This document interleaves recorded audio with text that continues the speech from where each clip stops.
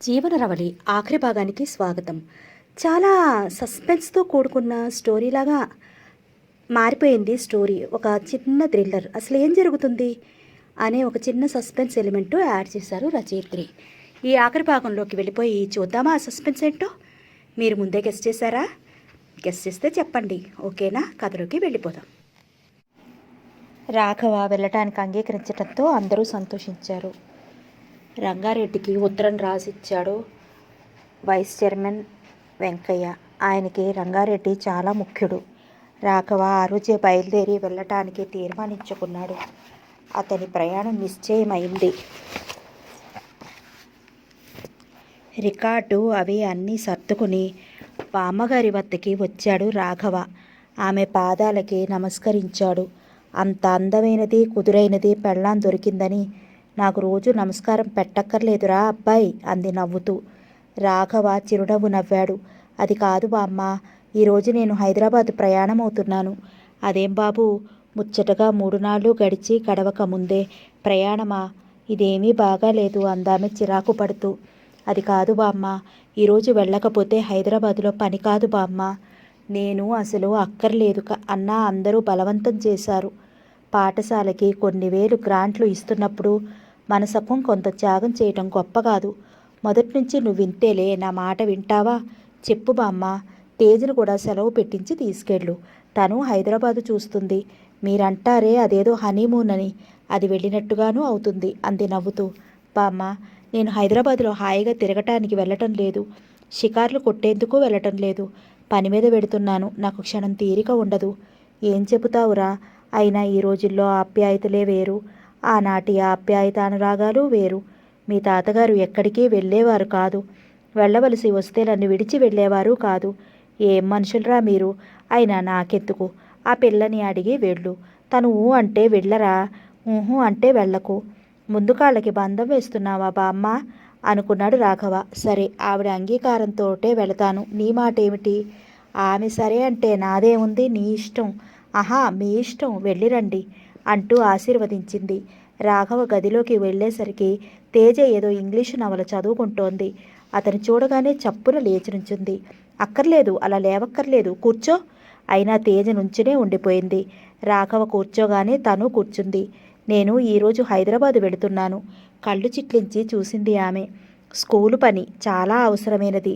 వెళ్ళక తప్పలేదు. అంతా బలవంతం చేశారు. ఆమె తల వంచుకుంది. మా అమ్మను అడిగితే నిన్ను వెంట తీసుకెళ్లమంది. చప్పున తలెత్తింది. వస్తావా? ఆమె హతాశురాలైంది. వెళదామంటాడేమోనని ఆశించింది. తల అడ్డంగా ఆడించింది. బామ్మ నిన్ను తీసుకెళ్లమంది వెంట.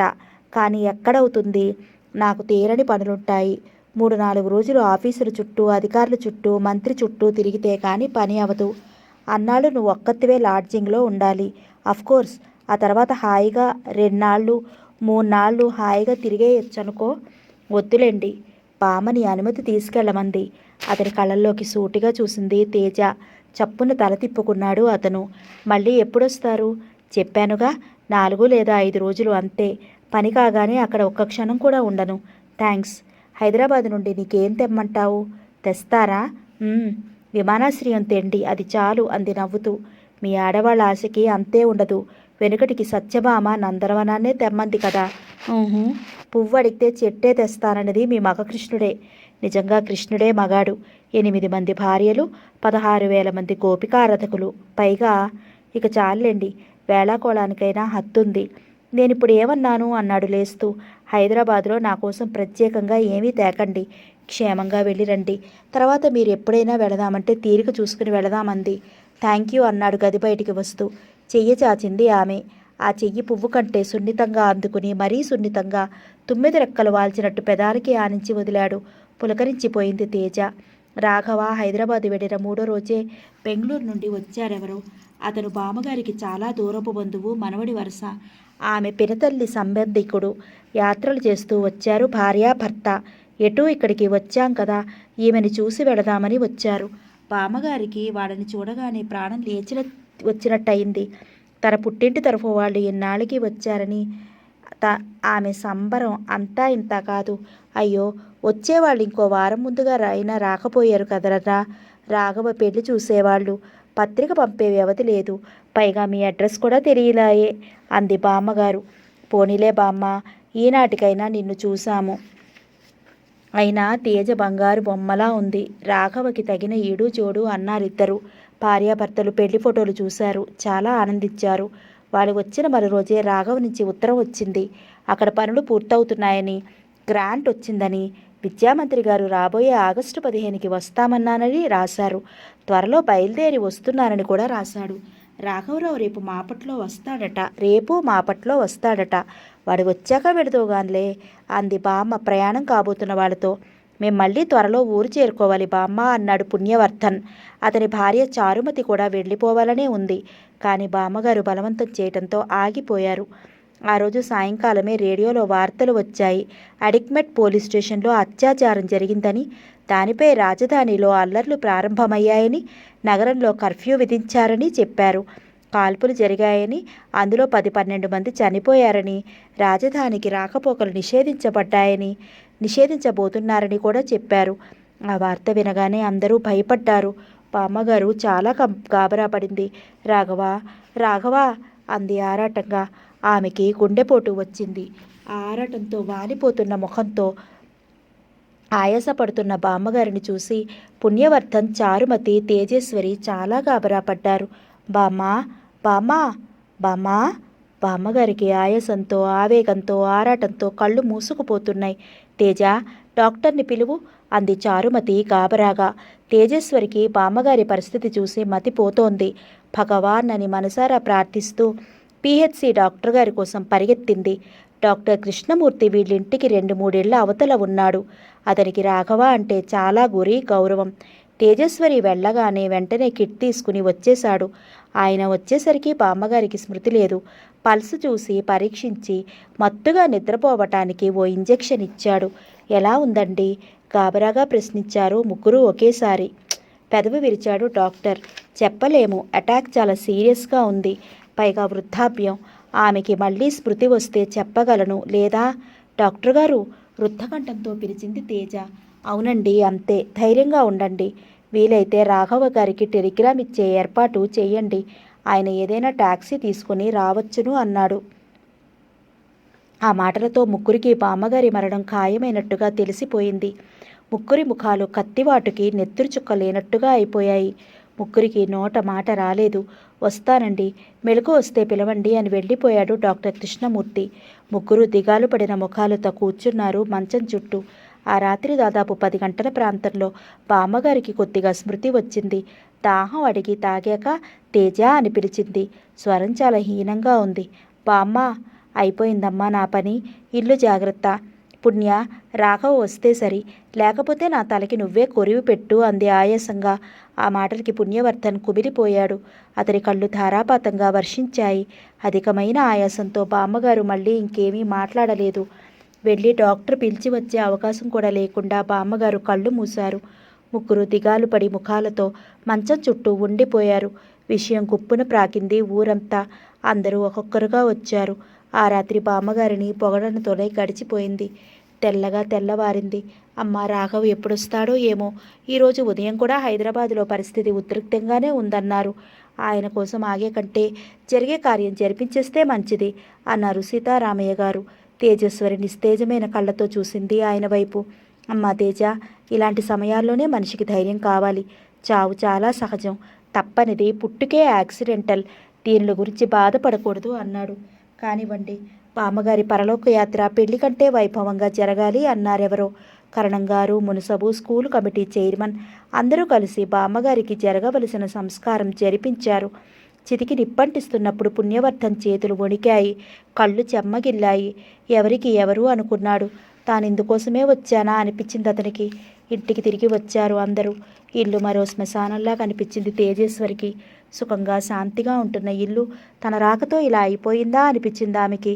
తాను ఇంటి కోడలు కాగానే బామ్మగారు చనిపోయారు. కోడలు గృహప్రవేశం, ఆమె శ్మశాన ప్రవేశం. అయ్యో అనుకుంది తేజేశ్వరి. ఆ రోజంతా అలాగే ఆలోచనలతో గడిచిపోయింది. ఆ రోజు కూడా రాఘవ రాలేదు. ఇక సెలవు లేదు, మేము ఊరు వెళతామమ్మా అని వెళ్ళిపోయారు పుణ్యవర్ధన్, చారుమతి. ఇల్లంతా భయపెడుతున్నట్టుగా అనిపించింది తేజేశ్వరికి. వాళ్ళు వెళ్ళిపోయిన సాయంకాలం తిరిగి వచ్చాడు రాఘవ. అతను బస్సు దిగుతూ ఉండగానే ఎవరో చెప్పారు బామ్మగారి మరణ వార్తని. పిడుగుపడ్డట్టయింది రాఘవకి. కళ్ళకి పెట్టుకున్న నల్ల కళ్ళద్దాలు వెనుక తారాడిన ఆలోచనలు ఎవరికీ కనిపించలేదు. గబగబా నడిచి వచ్చాడు. వాకిట్లో రాఘవ ఎప్పుడొస్తాడా అని ఎదురు చూస్తున్న తేజేశ్వరి రాఘవని చూడగానే గబగబా ఎదురొచ్చింది. ఆమె పెదాలు అదురుతున్నాయి. కళ్ళ నిండా నీళ్లు. ముఖం 10 ఏళ్ల వయసు పెరిగినట్టుగా ఉంది. ఏమండి ఏమండి బామ్మ బామ్మ అంది రుద్ధకంఠంతో. తేజను చూసిన రాఘవ తప్పిప్పయ్యాడు.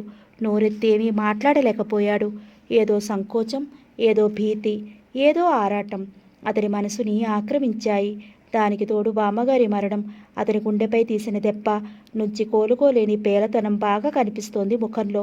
ఏమండి ఏమండి బామ్మ బామ్మ చనిపోయింది, బామ్మ చనిపోయిందండి అంది ఏడుస్తూ తేజ. ఎప్పుడు ఎప్పుడు దుఃఖంతో గాబరాగా అడిగాడతను. 5 రోజులైంది. మీరు ఉత్తరం రాశారే, ఆ తర్వాత ఏమైంది? గుండె నొప్పి వచ్చింది. హైదరాబాదులో అల్లర్లున్నాయని మీరక్కడ ఉన్నారు కదా అని ఆమెకు భయంతో గుండెపోటు వచ్చింది.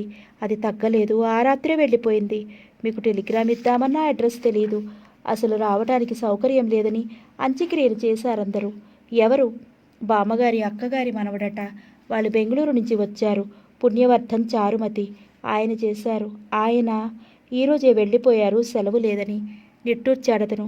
ఎంత ప్రాప్తమో అంత దక్కుతుంది. ఎవరి చేతుల్లో ఎవరికి రాసిపెట్టి ఉందో అంతే జరుగుతుంది అన్నాడు అతను విచారంగా. ఆ మాటలు తేజకి తృప్తినివ్వలేదు. ఆమె మనోభారాన్ని తగ్గించలేదు. పదండి స్నానం చేద్దురు అంది. అతను తెచ్చిన సూట్ కేసులు 2 ఓ పక్కగా పెట్టి బాత్రూం వైపుగా నడిచాడు. ఈ సూట్ కేసు కొన్నారా? అన్నాడు అతను తడబడుతూ. అతను వెళ్ళాక అలాగే చూస్తూ ఉండిపోయింది తేజ. మరో 10 నిమిషాల తర్వాత అతను ముఖం తుడుచుకుంటూ వచ్చి తన గదివైపుగా నడిచాడు. గదిలో పెద్ద సైజులో ఎన్లార్జ్ చేసిన తేజ రాఘవ పెళ్లి ఫోటో చూసి నిట్టూర్చాడు. అతని మనసంతా అల్లకల్లోలంగా తయారైంది. అలాగే చూస్తూ ఉండిపోయాడు. కొద్ది నిమిషాల తర్వాత తేజ కాఫీ తీసుకుని వచ్చింది. అతను కాఫీ తాగాడు. తేజ దగ్గరలో ఉన్న మరో కుర్చీలో కూర్చుని ఉంది. బామ్మగారికి అపరకర్మలు చేయాలి. శాస్త్రి గారిని అడిగి వస్తారా? ఒక్క క్షణం అతను సందేహించాడు. పోనీ విశ్రాంతి తీసుకోండి, రేపు వెడుతురు గాని అని లేచి వెళ్ళింది తేజ. అతను లొంగి చుట్టుకుని మంచం మీద వాలిపోయాడు. అతని ఆలోచనలన్నీ పరిపరి విధాలా పోతున్నాయి. 1 గంట గడిచాక భోజనానికి పిలిచింది తేజ. వెళ్ళి కూర్చున్నాడు. ఆలోచనలతో ముఖం గంభీరంగా ఉంది. సూటిగా తేజ ముఖంలోకి చూడటం లేదతను. తను వడ్డించుకుని కూర్చుంది తేజ. ఒక్క మాట పలుకు లేకుండా భోజనం చేస్తున్న అతన్ని చూసి ఆశ్చర్యపోయింది తేజ. ఇతను ఇంతగా మారిపోయాడే. ఆరోగ్యం సరిగా లేదా? లేక బామ్మగారి మరణం అతన్ని ఇంతగా కృంగతీస్తోందా? లేకపోతే తనని పెళ్లి చేసుకోవటం వలన బామ్మ అకస్మాత్తుగా చనిపోయిందనుకుంటున్నాడా? ఆలోచనలతో తేజ సరిగ్గా భోజనం చేయలేకపోయింది. అంతలో అతను పెరుగు వడ్డించు అన్నాడు. మరి కాస్త అన్నం వడ్డించి గిన్నెడు పెరుగు వడ్డించింది. నీకో అని అడిగాడతను. పగటి పెరుగుంది అంది తేజ. మరో గిన్నెలోని పెరుగు తను నంచుకుంటూ, పచ్చి ఉల్లపేరు నంచుకుంటూ తినేశాడతను. తేజ కూడా వచ్చి అదే గదిలో మరో మంచం మీద పడుకుంది. ఆమె వచ్చి మరో మంచం మీద పడుకునే వరకు డోలాయమానంగా ఉన్న అతని మనసు ఆరాటం తగ్గి శాంతిచ్చింది. అమ్మయ్యా అనుకున్నాడు. ఏదో పరువు తగ్గినట్టుగా ఫీల్ అయ్యాడు. ఇదేది తేజ గమనించలేదు. మరో అరగంట తర్వాత తేజ నిద్రలోకి జారిపోయింది. లైట్ ఆర్పి తను పడుకోవటానికి యత్నం చేయసాగాడతను. అయినా నిద్రాదేవి అతన్ని కరుణించలేదు. ఆలోచనల భారం అంతరంగం మీద విలయ తాండవం చేయసాగింది. గతం, ప్రస్తుతం, భవిష్యత్తు అన్నీ ఒక్కొమ్ముడిగా ఎదుటి నిలిచి విలయ నృత్యం చేయసాగాయి. గోచరం కాని మార్గంలో పయనించే కొత్త పాంధుడిలా, పరిచయం లేని బంధు సందోహం మధ్య వచ్చిపడ్డ కొత్త చుట్టంలాగా, కొత్త గుంపులో కలిసిపోయిన లేడి పిల్లలాగా ఆందోళనతో నిండి ఉంది అతని మనస్సు. అయినా వయస్సు వెంట వచ్చిన అనుభవం, వివిధ సమస్య పరిష్కారాలలో ఆరితేరిన బుద్ధిశాలిత్వం అతని గాంభీర్యానికి మరింత పెరుగుని పెట్టాయి. ఒకే గదిలో తన ప్రక్కనే నిశ్చింతగా, నిర్మలంగా, ప్రశాంతంగా నిద్రపోతున్న తేజని పరీక్షగా చూసి అదృష్టవంతురాలు అనుకున్నాడు.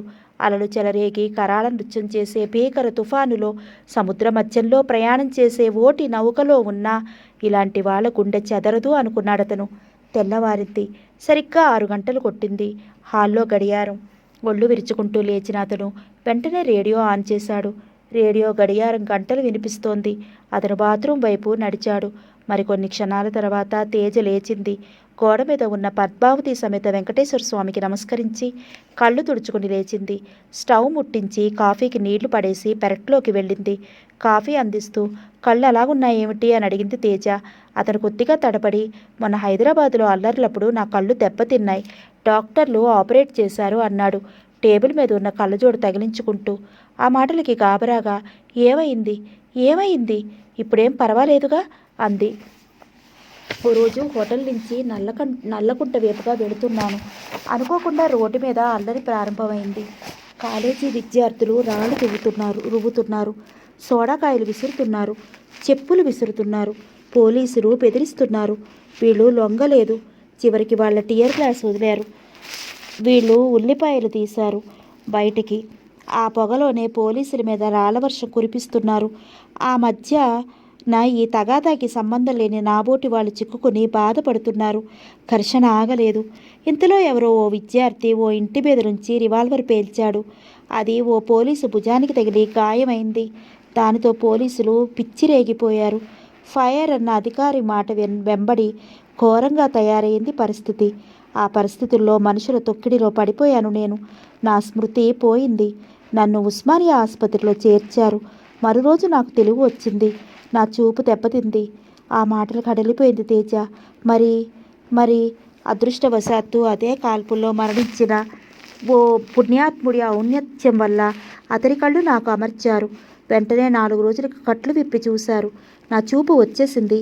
మరో 2 రోజులకు నన్ను డిశ్చార్జ్ చేశారు. వెంటనే వచ్చేశాను. అతను ఎవరో కనుక్కున్నారా? ఆహా. అతని తడబొట్టం చూసి ఆమె ఆశ్చర్యపోయింది. కనుక్కోవలసింది. అతను సమాధానం ఇవ్వలేదు. పోనీయండి, మనం అదృష్టవంతులు, ముఖ్యంగా నేను అదృష్టవంతురాలని. అయినా అదేం దౌర్భాగ్యమో. నా పుట్టుక నుంచి ఇంతే. అన్నీ కష్టాలే, అన్నీ దుఃఖాలే, అంతా విషాదమే. నన్ను పెళ్లి చేసుకున్నారు, మీ బామ్మగారు పోయారు, మీకు యాక్సిడెంట్ అయింది. అలా ఎందుకు అనుకోవాలి? బామ్మకి ఆయుష్ తీరిపోయింది, వెళ్ళిపోయింది. యాక్సిడెంటల్గా నా కళ్ళు పోయాయి, మళ్ళీ చూపు వచ్చింది. అదంతా నీ అదృష్టమేమో. లేకపోతే చూపే రాకపోతే ఆ మహాత్ముడి కళ్ళు దొరక్కపోయి ఉంటే ఏమయ్యేది? అంత మాట అనకండి. మరీ అంత దురదృష్టవంతురాలని కాను. పైగా మీ అదృష్టం గొప్పది. అతనేమీ అనలేదు. మౌనంగా ఆమె మాటలు వింటున్నాడు. ఇది చాలా విచిత్రంగా ఉంటుంది. ఏ క్షణాన ఎవరి జీవితాలు ఎలా మరుపు తిరుగుతాయో చెప్పలేము. చాలా తమాషాగా ఉంటుంది ఆలోచిస్తూ ఉంటే. మనము, మన ఊహలు, మన ఆశలు అన్నీ వ్యర్థం. దైవమో మరేదో దివ్యశక్తో తోడైతే తప్ప మనమేమీ చేయలేము. ఊరికే వ్యర్థ వాదాలు, అంతేగాని మన చేతిలో ఏముంది? ఏమైనా ఇప్పటికీ మనం అదృష్టవంతులమే. అతనేమీ అనలేదు. నిర్లిప్తంగా ఆమె ముఖాన్ని చూస్తూ ఉన్నాడు. ఆమె వంటింట్లోకి నడిచింది. అతను షేవింగ్ సెట్ తీసుకుని గడ్డం గీసుకోసాగాడు. కొన్ని క్షణాల తర్వాత తేజ, అయ్యో, మీరు గడ్డం గీసుకుంటున్నారా? కర్మ పూర్తి కాకముందే అంది ఆదుర్దాగా. అతను తడబడ్డాడు. ఆమెతో ఏదో చెప్పాలని యత్నం చేశాడు, కానీ ఏమీ జవాబివ్వలేదు. మౌనంగా ఉండిపోయాడు. స్నానం చేసి శాస్త్రి గారింటికి వెళ్ళి రండి అంది. గడ్డం గీసుకోవటం ముగిసింది. స్నానం చేసి తయారయ్యాడతను. బయటికి పోబోతున్న వాడల్లా వాచి చూసుకుని కడప స్టేషన్లో వస్తున్న తెలుగు పాటల్ని ఆపుచేసి సిలోన్కి స్విచ్ ఆన్ చేసి సైకిల్ పాట వింటూ కూర్చున్నాడు. తేజ అతన్నే గమనిస్తూ ఉండిపోయింది. 8 గంటలు కాగానే అతను లేచి వెడుతూ అలాగే స్కూల్ దాకా వెళ్ళొస్తారని వెళ్ళిపోయాడు. తేజ వంట పనికి మళ్ళింది. అతనికి ఏవేవి ఇష్టమో ఒక్కొక్కటే గుర్తుంచుకుని రోజుకొక రకం చేసి పెడుతోంది. ఎప్పుడో ఒకసారి చెప్పిన మాటలు గుర్తుకు వచ్చి అవి తయారు చేయడానికి నిశ్చయించుకుంది. ఆమె తన ప్రావీణ్యాన్నంతా వంట చేయాలని అనుకుంది. అతను భోజనం చేస్తున్నాడు. మౌనంగా వడ్డిస్తూ ఉంది తేజేశ్వరి. మజ్జిగ వేసి చక్కెర వేసింది ఆమె. తలెత్తి ఆమె కళ్ళల్లోకి సూటిగా చూశాడతను. అదేమీ గమనించలేదు ఆమె. తల ఉంచుకుని గబగబా తినేశాడు అతను. అతను వెళ్ళాక అదే కంచంలో తను భోజనం ముగించింది తేజ. భోజనం ముగిశాక అతను పంటకొచ్చిన పొలం వైపు వెళ్ళాడు. అతను వెళ్ళాక ఒక్కతే గడపడం చాలా కష్టం అనిపించింది ఆమెకి. అతను వచ్చాక సెలవు క్యాన్సిల్ చేసుకుని తిరిగి డ్యూటీలో చేరాలని అడగనా అనుకుందామే. ఆ వెళ్ళటం అతను సాయంకాలానికి వచ్చాడు. అతడి ఇంటికి వచ్చి కాళ్ళు ముఖం కడుక్కోగానే పకోడీలు ప్లేట్లో పెట్టి తెచ్చి టేబుల్ మీద పెట్టింది. తినేయగానే కాఫీ తెచ్చి ఇచ్చింది. కాఫీ తాగేసి బయటికి వెళ్ళటానికి తయారయ్యాడతను. ఏమండి? తేజ పిలుపుకి ఆగిపోయాడతను. బయటికి వెళుతున్నారా? ఉదయం భోజనం చేసి వెళ్ళిన వాళ్ళు ఇప్పుడు తిరిగి వచ్చారు, మళ్ళీ వెళుతున్నారు. నాకు ఒక్కదానికి ఏమీ తోచడం లేదు, వెళ్ళకండి దీనంగా అంది తేజ. ఆమె ముఖంలో కనపడుతున్న బేలతనాన్ని, దీనత్వాన్ని, ఒంటరితనాన్ని చూసి, భయపడుతున్న లక్షణాలను చూసి అతను కరిగిపోయాడు. చెప్పులు వదిలేసి వచ్చి ఈజీ చైర్లో కూర్చున్నాడు. కొద్ది క్షణాలు నిర్లిప్తంగా గడిచిపోయాయి. వంట అయిందా? అతనే అడిగాడు. ఉల్లిపాయ పులుసు చేశాను, కంది పచ్చడి నూరాను. మళ్ళీ నిశ్శబ్దం. తేజ, ఏమైనా బుక్స్ తేనా లైబ్రరీ నుంచి? చదువుతూ ఉంటే పొద్దైనా గడుస్తుంది. అడ్డంగా తల ఊపిందామె. మొదటి నుంచి నాకు జనరల్ బుక్స్ చదవడం అలవాటు లేదు. క్లాస్ బుక్స్, రెఫరెన్స్ బుక్స్ తప్ప మరేమీ చదివి ఎరుగను అంది. నిట్టూర్చాడతను. అయినా చదవాలంటే మీ లైబ్రరీయే చాలు. నువ్వు ఇంకా చదివేశావేమో అనుకున్నాను. సంభాషణ చాలా పేలవంగా, నట్టుతూ నడుస్తున్నట్టుగా అనిపించింది తేజకి. అతను చాలా ముభావంగా ఉన్నాడు. హైదరాబాద్ నుంచి వచ్చాక సరిగా మాట్లాడటం లేదు. ఎందుకు? బామ్మ మరణం ఇతనిపై అంతగా ముద్ర వేసిందా? అవును. నిన్న కాక మొన్న పరిచయమైన తనకే ఆమె మరణం అంత బాధాకరంగా ఉందే. అతనికి దుఃఖమయంగా ఉండటంలో చిత్రమేముంది అనుకుంది. అతను కూడా ఆలోచనల్లో మునిగిపోయాడు. చీకటి పడింది. తేజ లేచి వెళ్ళి లైట్లు వెలిగించి పెరట్లోకి వెళ్ళొచ్చి కాళ్ళు శుభ్రం చేసుకుని చీర మార్చుకుని దీపారాధన చేసింది. తిరిగి అతని దగ్గరికి వచ్చి శాస్త్రి గారు ఏమన్నారు అని అడిగింది. పరధ్యానంగా ఉన్న అతను ఆ ప్రశ్నకి ఉలిక్కిపడ్డట్టయి అన్నాడు. శాస్త్రి గారు ఏమన్నారు? మళ్ళీ ప్రశ్నించింది. ఏ విషయం? అదే బామ్మగారి అపరకర్మల విషయం అడిగాను. 3 రోజులు చేయాలన్నారు. గురువారం ప్రారంభించాలన్నారు. ఎవరికైనా ఉత్తరాలు రాయాలా? ఎవరున్నారు? పుణ్యవర్ధన్ వాళ్ళే ఆమె తరపు బంధువులు. వాళ్ళు మొన్ననే వచ్చి వెళ్ళారాయే. మళ్ళీ అంత దూరం నుండి ఏమొస్తారు? రారు. మరి నేనొక్కడనే ఆమె ఆత్మీయుడిని. మనం అనలేదే అన్నట్టు చూసింది. ఇక నువ్వు అతను పూర్తి చేశాడు. ఊళ్ళో వాళ్ళని ఎవరిని పిలవను. ఆఖరి రోజు మాత్రం ఊరందరికీ భోజనాలు పెట్టేద్దాం. మంచిదే. అలాగే బామ్మగారి గుర్తుగా ఏదైనా శాశ్వతంగా ఉండేటట్టు చూడండి. అతను ఆలోచనలో పడ్డాడు. స్కూల్లో ఒక రూము ఆమె పేరు ఏనాడో కట్టించాం. స్కాలర్షిప్ ఏదైనా ఏర్పాటు చేద్దాం. శాస్త్రి గారికి భూదానం అర్ధోక్తిలో వదిలేసింది. ఇవ్వాలంటావా? ఏమో మీ ఇష్టం. ఓ 1/2 ఎకరం ఇచ్చేస్తే ఆ గింజలు తింటూ ప్రతిరోజు ఆమెను అనుకుంటూ ఉంటారు. అతను పలకలేదు. ఏదో ఆలోచిస్తూ ఉండిపోయాడు. కొద్దిసేపు అయ్యాక ఇలా చేస్తానో అన్నాడు. చెప్పండి అన్నట్టుగా చూసింది. రోజు ఓ మనిషికి అవసరమైనంత పప్పు, ఉప్పు, బియ్యం ఇత్యాది పంపుతూ ఉంటేనో ఫలానా ఆమె జ్ఞాపకార్థంగా ఇస్తున్నారని రోజు అనుకుంటారుగా. ఆశ్చర్యంగా చూసింది ఆమె. అవును, ఎంతవుతుందేంటి? మనకి ఎంత ఆస్తి ఉంది, బ్యాంకులో డబ్బు ఉంది, పంటలు బాగా పండుతున్నాయి. రోజు ఓ మనిషికి ఓ పూట భోజనం పెడితే తరిగిపోతుందా మన ఐశ్వర్యం? ఆహా, అది కాదు మీ ఆలోచన. అతనేమీ అనలేదు. మళ్ళీ మౌనం. భోజనం చేస్తారా? కొన్ని తప్పనిసరి బాధ్యతలు, వాటిని వదుల్చుకోవాలన్నా వదలవు. పద, ఆ పని ముగిస్తే ఈ పూటకి గడిచిపోయినట్టే అంటూ లేచాడతను. ఆమె వెళ్ళి టేబుల్ మీద అన్నం అమర్చింది. అతను కుర్చీలో కూర్చుంటూ నువ్వు కూర్చో అన్నాడు. మీరు కానివ్వండి అంది పొడిగా. పర్వాలేదులే, కానివ్వు అన్నాడు.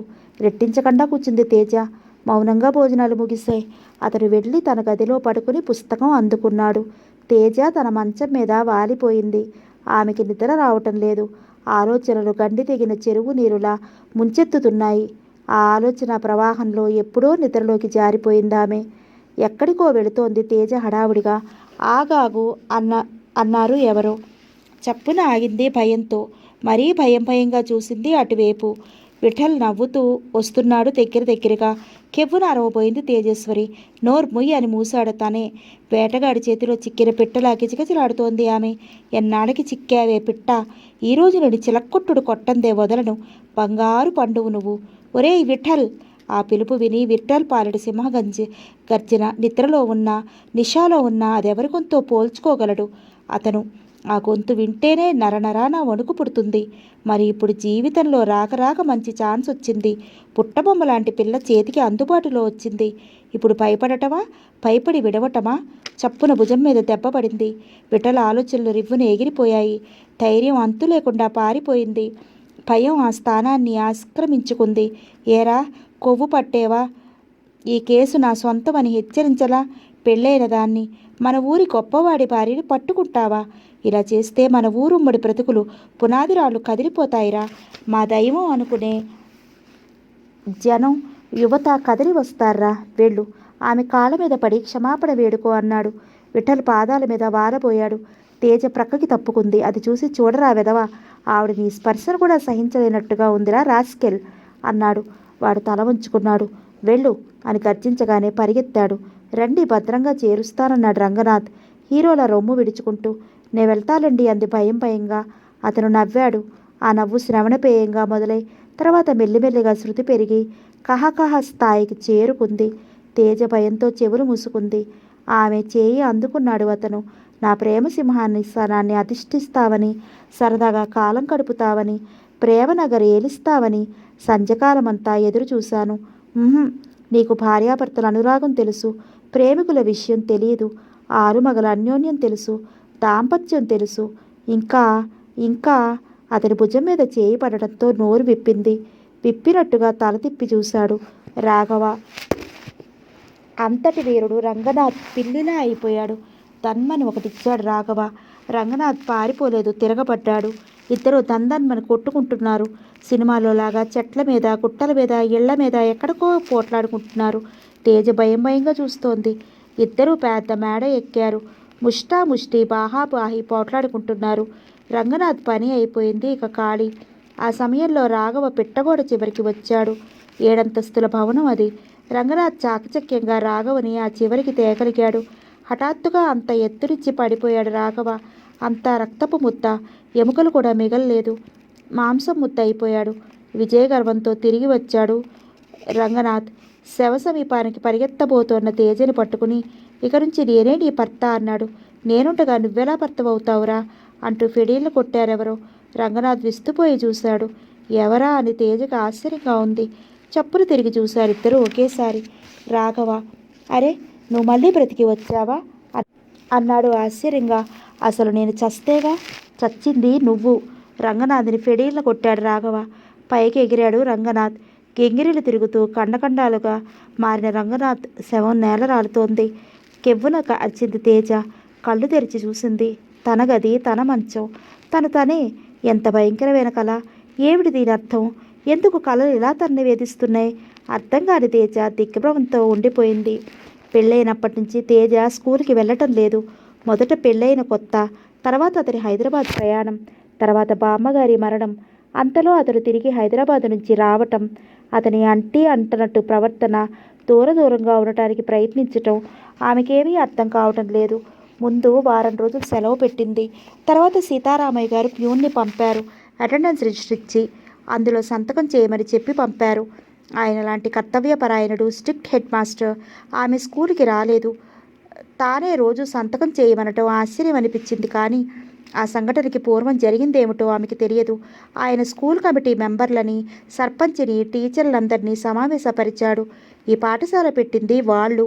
ఈ పాఠశాల ఇంత గొప్పగా జరుగుతుందంటే అందుకు కారణం వాళ్ళే లేకపోతే ఈ పాఠశాలే లేదు. ఈ పాఠశాల బాగు కోసం అతను హైదరాబాద్ వెళ్ళి కళ్ళు వంటి బామ్మని పోగొట్టుకున్నాడు. కళ్ళకి దెబ్బ తగిలించుకున్నాడు. అతని భార్య Tejeswari a very good and honest and sincere and devoted teacher. ఆమె స్కూల్కి వచ్చి చాలా కొద్ది కాలమే అయినా ఎంతగానో స్టూడెంట్స్ అభిమానంతో పాటు తోటి టీచర్స్ అభిమానాన్ని పొందింది. ఇప్పుడు ఆ కుటుంబం ఇబ్బందిలో ఉంది. రాఘవ్కి విశ్రాంతి తోడు అవసరం. అందుకే తేజేశ్వరి గారు పాఠశాలకి రాలేదు. ఆమె అప్లై చేసి సెలవు పూర్తయింది. ఇంకా సెలవు పెట్టాలంటే మెడికల్ లీవ్ పెట్టాలి. అదో తతంగం. శుభమా అని పెళ్లి చేసుకుని ఆ సెలవు ఎందుకు పెట్టాలి? జీతం ఇచ్చేది అతను, పుచ్చుకునేది ఆమె. మధ్యలో నేను ఓ మీడియంని, అంతే. ఆ మాత్రం దానికి అతనికి అన్ని గొడవలు ఎందుకు? రోజు వర్క్ చేసినట్టుగా సంతకం చేయిద్దాం. ఏమంటారు? మీరంతా అంగీకరిస్తే రిజిస్టర్ పంపిస్తాను. మీలో ఏ ఒక్కరు వ్యతిరేకతగా తెలిపినా నేను మరో మార్గం ఆలోచిస్తాను. అసలు ఆమెని బామ్మగారు రిజైన్ చేయమన్నారు. అప్పుడే కానీ ఆమెకి ఈ ప్రొఫెషన్ అంటే ఉన్న భావన, అతనికి ఈ వృత్తి అంటే ఉన్న గౌరవం ఆమెను రిజైన్ చేయనివ్వలేదు అన్నారు. అందరూ ఏకగ్రీవంగా అంగీకరించారు. ఏ ఒక్కరూ నోరు మెరిపి వ్యతిరేక భావం ప్రకటించలేదు. అందరికీ ఆ పాఠశాలన్నా ఆయనన్నా ఉన్న అభిమానం అలాంటిది. మళ్ళీ ఆయనే అన్నారు, ఇదో ప్రివిలేజ్గా తీసుకుని ముందు మీరు ఎవరైనా ఇలాంటి కోరిక కోరేటట్టయితే నేను సహించను. అఫ్కోర్స్ ఈ పాఠశాల ఉపాధ్యాయుల్లో అందరూ ఏదో విధంగా ప్రత్యేకత చూపించాల్సిన వారే. అంతా కలిసి కట్టుగా దీక్షగా పనిచేస్తున్న వారే. తగిన కారణం ఉంది. అంత అవసరం వచ్చిన రోజు ఎవరికీ తగిన సహాయం వారికి రఘు చేస్తూనే ఉన్నాడు. అందరూ మళ్ళీ సమ్మతిని తెలిపారు. ఆ రోజు అటెండెన్స్ రిజిస్టర్ తీసుకుని కల్పన వచ్చింది. ఆమె ఉంటున్నది స్కూల్ కాంప్లెక్స్ క్వార్టర్స్లో. పెళ్ళయ్యాక మళ్ళీ తేజను చూడనే లేదు. అంచేత సీతారామయ్య గారి పర్మిషన్ తీసుకుని వచ్చింది. తేజకు ఆమెను చూడగానే ఎక్కడలేని ఉత్సాహం వచ్చింది. ముఖం నిండా, కళ్ళ నిండా, పెదాల నిండా ఆనందమే ఆనందం తాండవించినట్టయింది. రా రా అని ఆహ్వానించింది ఆప్యాయంగా. ఎడారిలో ఒయాసిస్ కనిపించినంత ఆనందంగా ఉంది ఆమెకు. ఇన్ని రోజులు ఏకాకితనంగా ఉన్న తన మనసుకి తోడు దొరికినట్టయింది.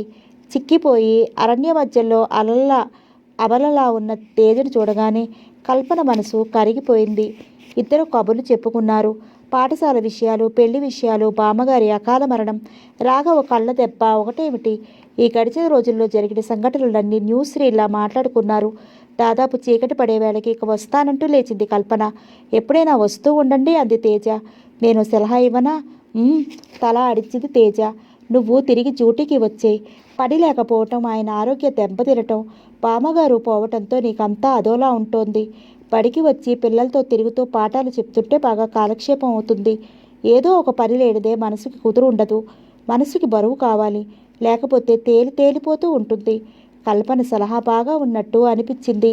ఇంట్లో పిక్కుపిక్కుమంటూ క్షణక్షణానికి బామ్మగారి స్మృతులు మనసుని గాయపెడుతూ ఉంటే అదోలా ఉంటోంది. కొన్నాళ్ళు వాతావరణం మారినట్టుగా తిరిగి డ్యూటీకి వెళితే ఆయన అడగాలి అనుకుని కల్పనని సాగనంపింది. మరో గంట తర్వాత తేజ రాఘవ్ గదికి వెళ్ళింది. ఆమెను చూసి అతడు తబ్బిబ్బయ్యాడు. అయినా అదేం బయటపడకుండా కూర్చో అన్నాడు గుంభనంగా. కుర్చీలో కూర్చుంటూ మిమ్మల్ని విషయం సంప్రదించాలని వచ్చానంది సూటిగా విషయానికి వస్తూ. కొద్ది గాబరాతో ఏమిటి అన్నాడు. నేను మళ్ళీ స్కూల్లో చేరతాను. ఈ 15 రోజులు సంతకాలు సెలవులుగా గడిచిపోయింది. ఎన్నాళ్ళిలా ఉద్యోగం కంటిన్యూ చేస్తావా? ఆ రోజే చెప్పానుగా అంది. రాఘవ ఆలోచనలో పడ్డాడు. బామ్మగారే ఉంటే ఎలా ఉండేదో. అయినా నాకు టీచింగ్ ప్రొఫెషన్ అంటే చాలా ఇష్టం. నా జీవితం దానికే అంకితం కావాలని ఆశించాను. మీతో కూడా అన్నాను, మీరు ఒప్పుకున్నారు. అవుననుకో. అప్పటి పరిస్థితి. అతని మాటలు పూర్తి కాకుండానే ఇప్పటి పరిస్థితులలో నేను తిరిగి డ్యూటీకి వెళ్ళడం తప్పనిసరి. మీరు బొత్తిగా ఊహు అంటే చెప్పేదేం లేదు కానీ అంది అర్థోక్తిగా. సరే అన్నాడు రాఘవ. థ్యాంక్స్ అంది ఆనందోత్సాహాలతో. అతనికేమీ అనలేదు. తిరిగి తేజ జీవితం పాఠశాలకి అంకితమైంది. ఆ పాఠశాల వాతావరణం, ఆ పిల్లలు, వాళ్ళ ఆదరణ, ఆప్యాయతలు ఆమె మనసును తిరిగి దారిలో పడేశాయి. ఇంట్లోనూ కొంత సంతోషం వెలుస్తుంది. రాఘవ్ కళ్ళు కొద్దిగా అద్దాలు తీసి చూడటానికి అలవాటు పడుతున్నాయి. ఒకే ఇంట్లో ఉంటూ ఒకే గదిలో తిరగాడుతూ ఉన్న ఇద్దరు ఫారినర్స్లా ఉన్నారు. కారణం తెలియకపోయినా రాఘవ్ కదో పెద్ద రిలీఫ్గా ఉంది. అతనికి తనకి తాను తేజకి సమీపంగా ఎలా వెళ్ళటమా, వెళ్లకుండా మానటమా అన్నది పెద్ద ప్రశ్నగా ఉంది. అంతలో తేజ దూరంగా ఉండటం వలన అతనికి ఎంతో హాయిగా అనిపించింది. చూద్దాం, కాలమే సమస్యలని పరిష్కరిస్తుంది అనుకున్నాడు. తిరిగి వ్యవసాయపు పనుల ఒత్తిడిలో పడిపోయాడతను. 15 రోజులు గడిచిపోయాయి. అప్పటికి తేజ వాళ్ళ పెళ్ళయి నెల దాటింది. ఈ 15 రోజులు మామూలుగా అతి సాధారణంగా గడిచిపోయాయి వాళ్ళకి. అతను దూరంగానే ఉండిపోయాడు ఇన్నాళ్ళు. ఆ రోజు అతను సాయంకాలం పలహారం ముగించుకుని పొలం వైపు వెళ్ళాడు. వరి పొలం ఇంకా 4-5 రోజులలో కోయించాలని, పొలం ఆరిందా లేదా అని చూడటానికి వెళ్ళాడు. 5 గంటలైనా ఇంకా ఎండవేడిమి తగ్గలేదు. స్నానం చేసి అద్దం ముందు కూర్చుని తల దూకుంటున్న తేజకి ఎదురుగా అద్దం పైనున్న క్యాలెండర్లో ఆ రోజు తారీఖు కనిపించింది. ఏదో గుర్తు చేసినట్టయింది. ఆ తేదీని చూడగానే ఆమె శరీరం పులకరించినట్టయింది. మనసు పరవశించిపోయింది. గబగబా తలదువ్వుకుని, పౌడర్ అద్దుకుని, కాటుగా పొట్టు పెట్టుకుని అందంగా తయారైంది. తెల్లటి జార్జెట్ సిల్క్ చీర, గులాబీ వాయిల్ రవిక తొడుక్కుని రాయించిలా తయారైంది తేజ.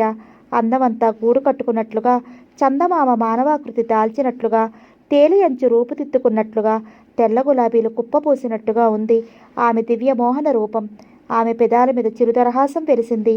గుండెలో నుండి ఉవ్వెత్తుగా కోరికలు బయటికి వస్తున్నాయి. కోరికల గుర్రాన్ని యథేచ్ఛగా వదిలేసి పెరట్లోకి నడిచింది తేజేశ్వరి.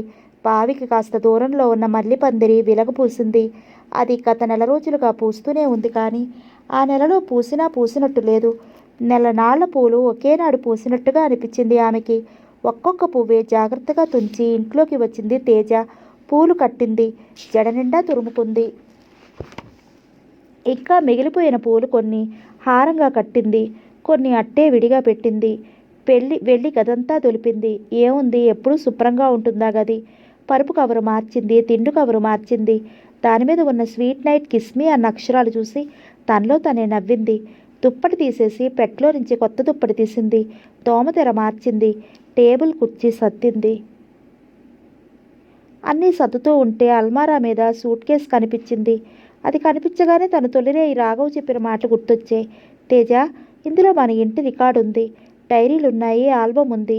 ఇదెప్పుడు తెరవద్దు. అవసరం అనిపించిన రోజు నేను తెరిచి చూపుతాను. అలా కాకపోతే అవసరం వచ్చిన రోజున నువ్వే చూద్దువు గాని. నీకు నాకు మధ్య రహస్యం ఉండకూడదు. ఇప్పుడు నీకు నేను చెప్పానే, అది పరమ రహస్యం. ఆ రహస్యంతో వాటే ఇదిని. దీన్ని మదిలో దాచుకో. నీకు అత్యంత దుఃఖం కలిగిన రోజున, జీవితంలో ఇంతకంటే కష్టం కలిగిన రోజున ఈ సూట్ కేసు తెరువు. అప్పుడు నా పర్మిషన్ కాదు, ఎవరి పర్మిషను అక్కర్లేదు. ఇందులో బామ్మకు కూడా తెలియని రహస్యాలున్నాయి. బామ్మ గుర్తుకు రాగానే తేజ మనసు అదోలా అయింది.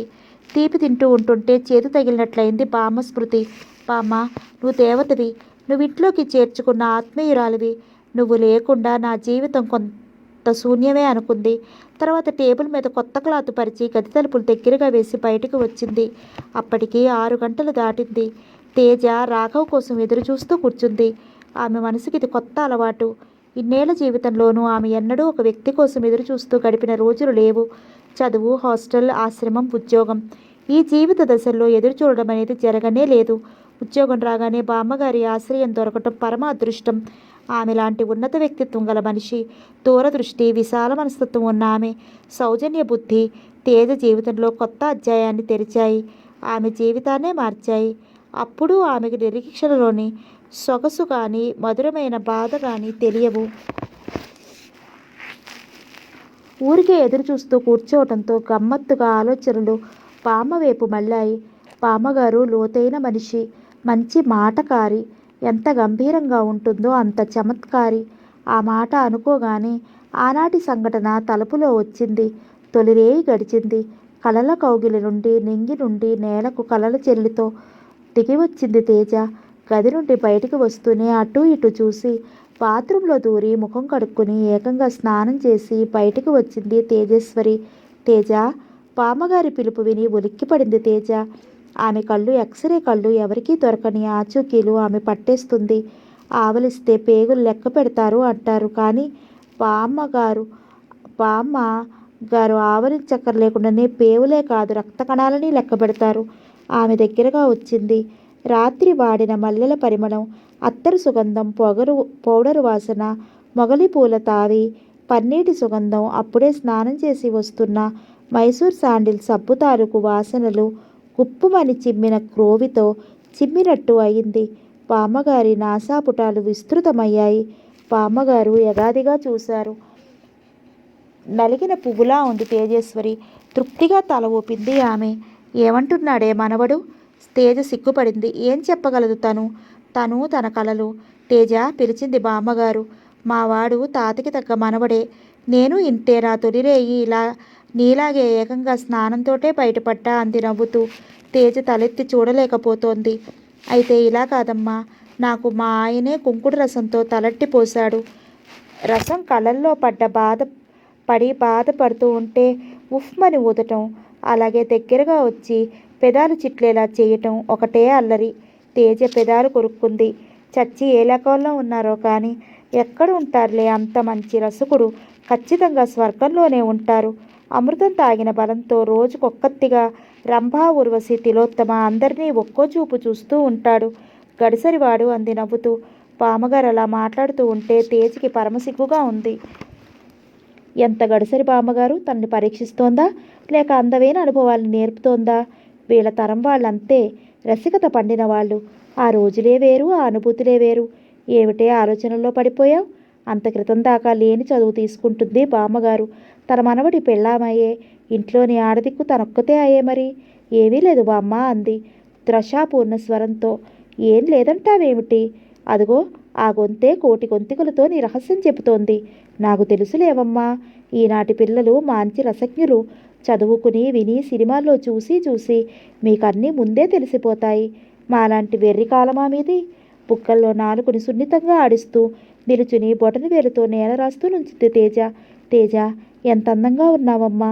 నిన్నిప్పుడు ఏ కాళిదాసో, శ్రీనాథుడో, రామలింగడో, కూచిమంచి తిమ్మకవో, రాయలో, పెద్దనో, ఆఖరికి ముద్దుపళనో, చేమకూరో చూసి ఉంటే, కనీసం విశ్వనాథ చూసి ఉన్నా దివ్యమైన ఈ నీ రూపాన్ని అందంగా వర్ణించి నీ అందాన్ని శాశ్వతం చేసి వేసేవారు. నా మాట విని లోపలికి వెళ్ళి అబ్బాయితో ఫోటో తీయించుకో. అనుభవం పాతదవుతుంది కానీ అనుభూతి పాతది కాదు. తీపి తీపి అనుభవాలు, గుర్తులు మనుషులకి బలమైన టానిక్కులు. వెళ్ళు అంది. మృదువుగా మెల్లమెల్లగా తామరతూళ్ళు వంటి పాదాలని కదిలించుకుంటూ వెళ్ళింది తేజ.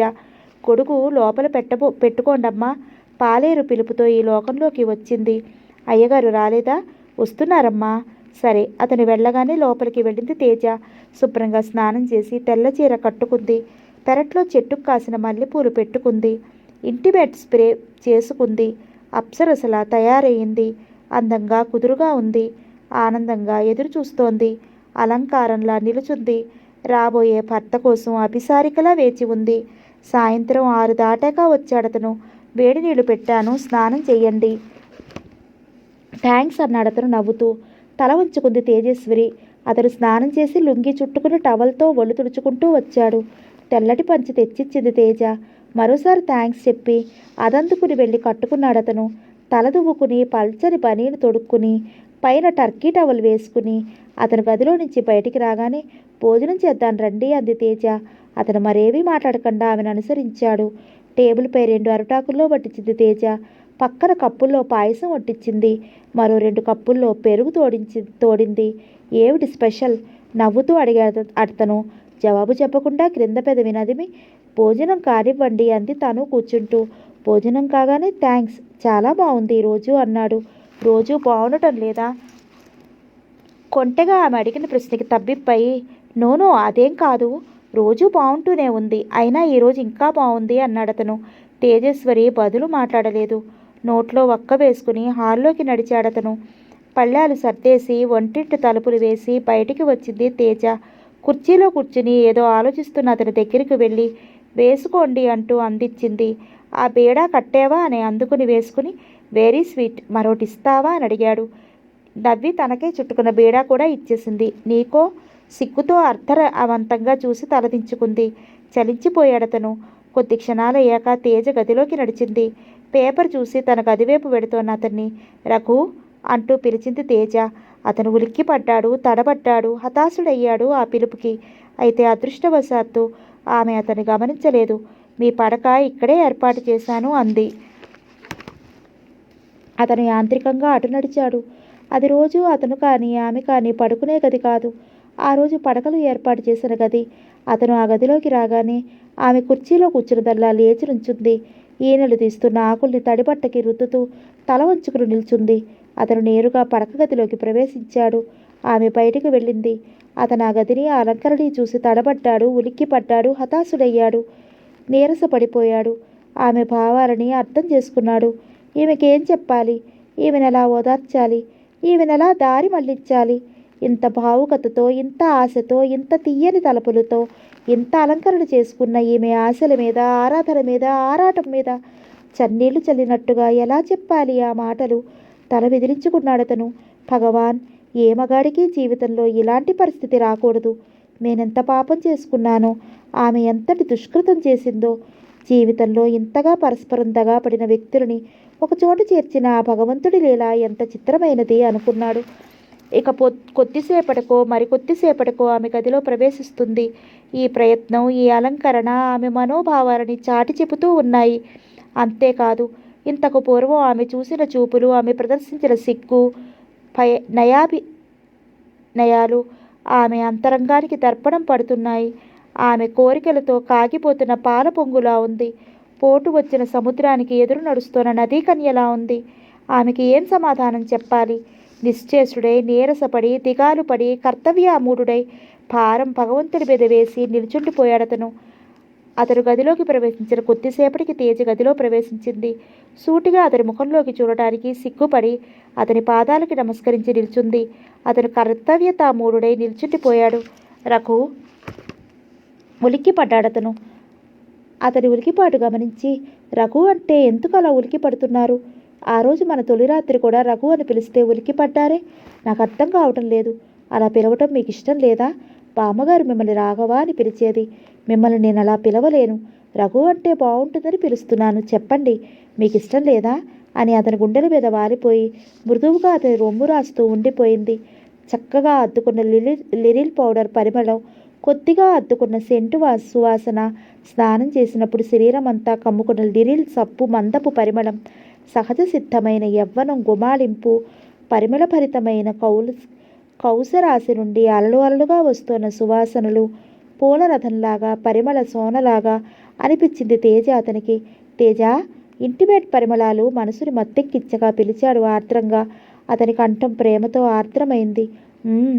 కొద్దిగా జరుగు, మెల్లిగా అన్నాడు. మీరు 4 రోజులు దూరంగా ఉంచారు చాలు, ఇంకా ఎందుకు దూరంగా ఉంచుతారు? చెప్పండి, నేనంటే మీకు ఇష్టం లేదా? చెప్పండి. తేజ, ఏం చెప్పాను నేను? అప్పుడే మర్చిపోయారా మీరు? ఆనాడు నేను అందరి కన్ని పిల్లల్లాగే తొలిరేయిని గురించి ఎన్నో కలలు కన్నాను. నా దుర్భరమైన జీవితంలో వసంతం వెన్నెల వచ్చిందని మురిసిపోయాను. బామ్మగారి లాంటి పెద్ద దిక్కు, మీ వంటి భర్త నేను గత జన్మలో చేసుకున్న సువర్ణ పుష్ప పూజా ఫలితం అనుకున్నాను. అర్థాంతరంగా ఆశ ఆగిపోయింది. అవ్యవధిగా పెళ్లి జరిగిపోయినా అది హాయినే కూర్చుంది. కానీ నా ఆశలన్నీ చల్లగా చల్లారిపోయేట్టుగా మీరు నాతో వ్యవహరించారు. 4 రోజులు స్నేహితుల్లాగా మెలుగుదామన్నారు. 1 నెల రోజులు దూరంగా ఉందామన్నారు. ఆశల ఉయ్యాలలో తేలిపోయే నన్ను షరతుల బంధనాలలో నేలని దించేశారు. తర్వాత 4-5 రోజులకే మీరు హైదరాబాదు వెళ్ళారు. మీరు వెళ్ళాక బామ్మ శాశ్వతంగా దూరం అయిపోయింది. తిరిగొచ్చిన మీరు ఎందుకో ముభావంగా ఉంటూ వచ్చారు. దుఃఖమో, బామ్మగారు పోవటంతో ఏర్పడిన ఏకాకితనమో, నన్ను దూరంగా ఉంచిన కారణమో ఏమో అనుకున్నాను. ఇన్నాళ్ళు ఓపిక పట్టాను. మొత్తానికి నెల గడిచింది. క్షణక్షణంగా గుడించుకుంటూ ఉన్న నాకు ఇక ఈ రోజుకి నెల దాటేశామని తెలిసింది. మీ ధ్యాసలో మీరున్నారు. మర్చిపోయారేమో అనుకున్నాను. భార్యాభర్తలు ఇద్దరూ ఒక్కటే. ఒకరు భరిస్తే మరొకరు గుర్తు చేస్తే ఏం పోయిందని నన్ను నేను అలంకరించుకుని మన గదిని అలంకరించాను. అయినా మీరు పూర్తి చేయలేకపోయింది. ఆమె నోటి వెంట అంతా విన్న అతను స్థాణువయ్యాడు. అతని ఎదురు రొమ్ముపై ఉన్న తేజకి అతని మౌనం కత్తికోతగా ఉంది. రఘు అంది మెల్లి. కవ్వింపుగా పిలిచినట్టుగా అనిపించింది అతనికి. తేజ, ఏమిటన్నట్లు తలెత్తి చూసింది. అలా కూర్చో, నీతో చాలా విషయాలు మాట్లాడాలి గంభీరంగా అన్నాడు అతను. పెదవి కొరుక్కుని వెళ్ళి మంచం మీద కూర్చుంది తేజ. అతను ఆమె వైపు చూసి కదిలి వెళ్ళి కిటికీ గుండా బయటికి చూశాడు. ఆకాశం నిర్మలంగా ఉంది. పున్నమి వెన్నెల పుచ్చపువ్వులా ఉంది. నక్షత్రాలు మినుకు మినుకుమంటున్నాయి. చందమామలో సరిగా వెలగలేక శుక్రుడు ఒంటరిగా పశ్చిమాన ఉన్నాడు తడతడలాడుతూ. అతను గొంతు సవరించుకున్నాడు. తన మనోభావాలని నిర్మల కంఠంతో, నిశ్చల చిత్తంతో ఆమె ముందు పెట్టాలనుకున్నాడు. ఒక్కొక్క సంఘటన అతని మనస్సు ముందు సినిమా రీలులాగా క్రమం తప్పకుండా తిరుగుతోంది.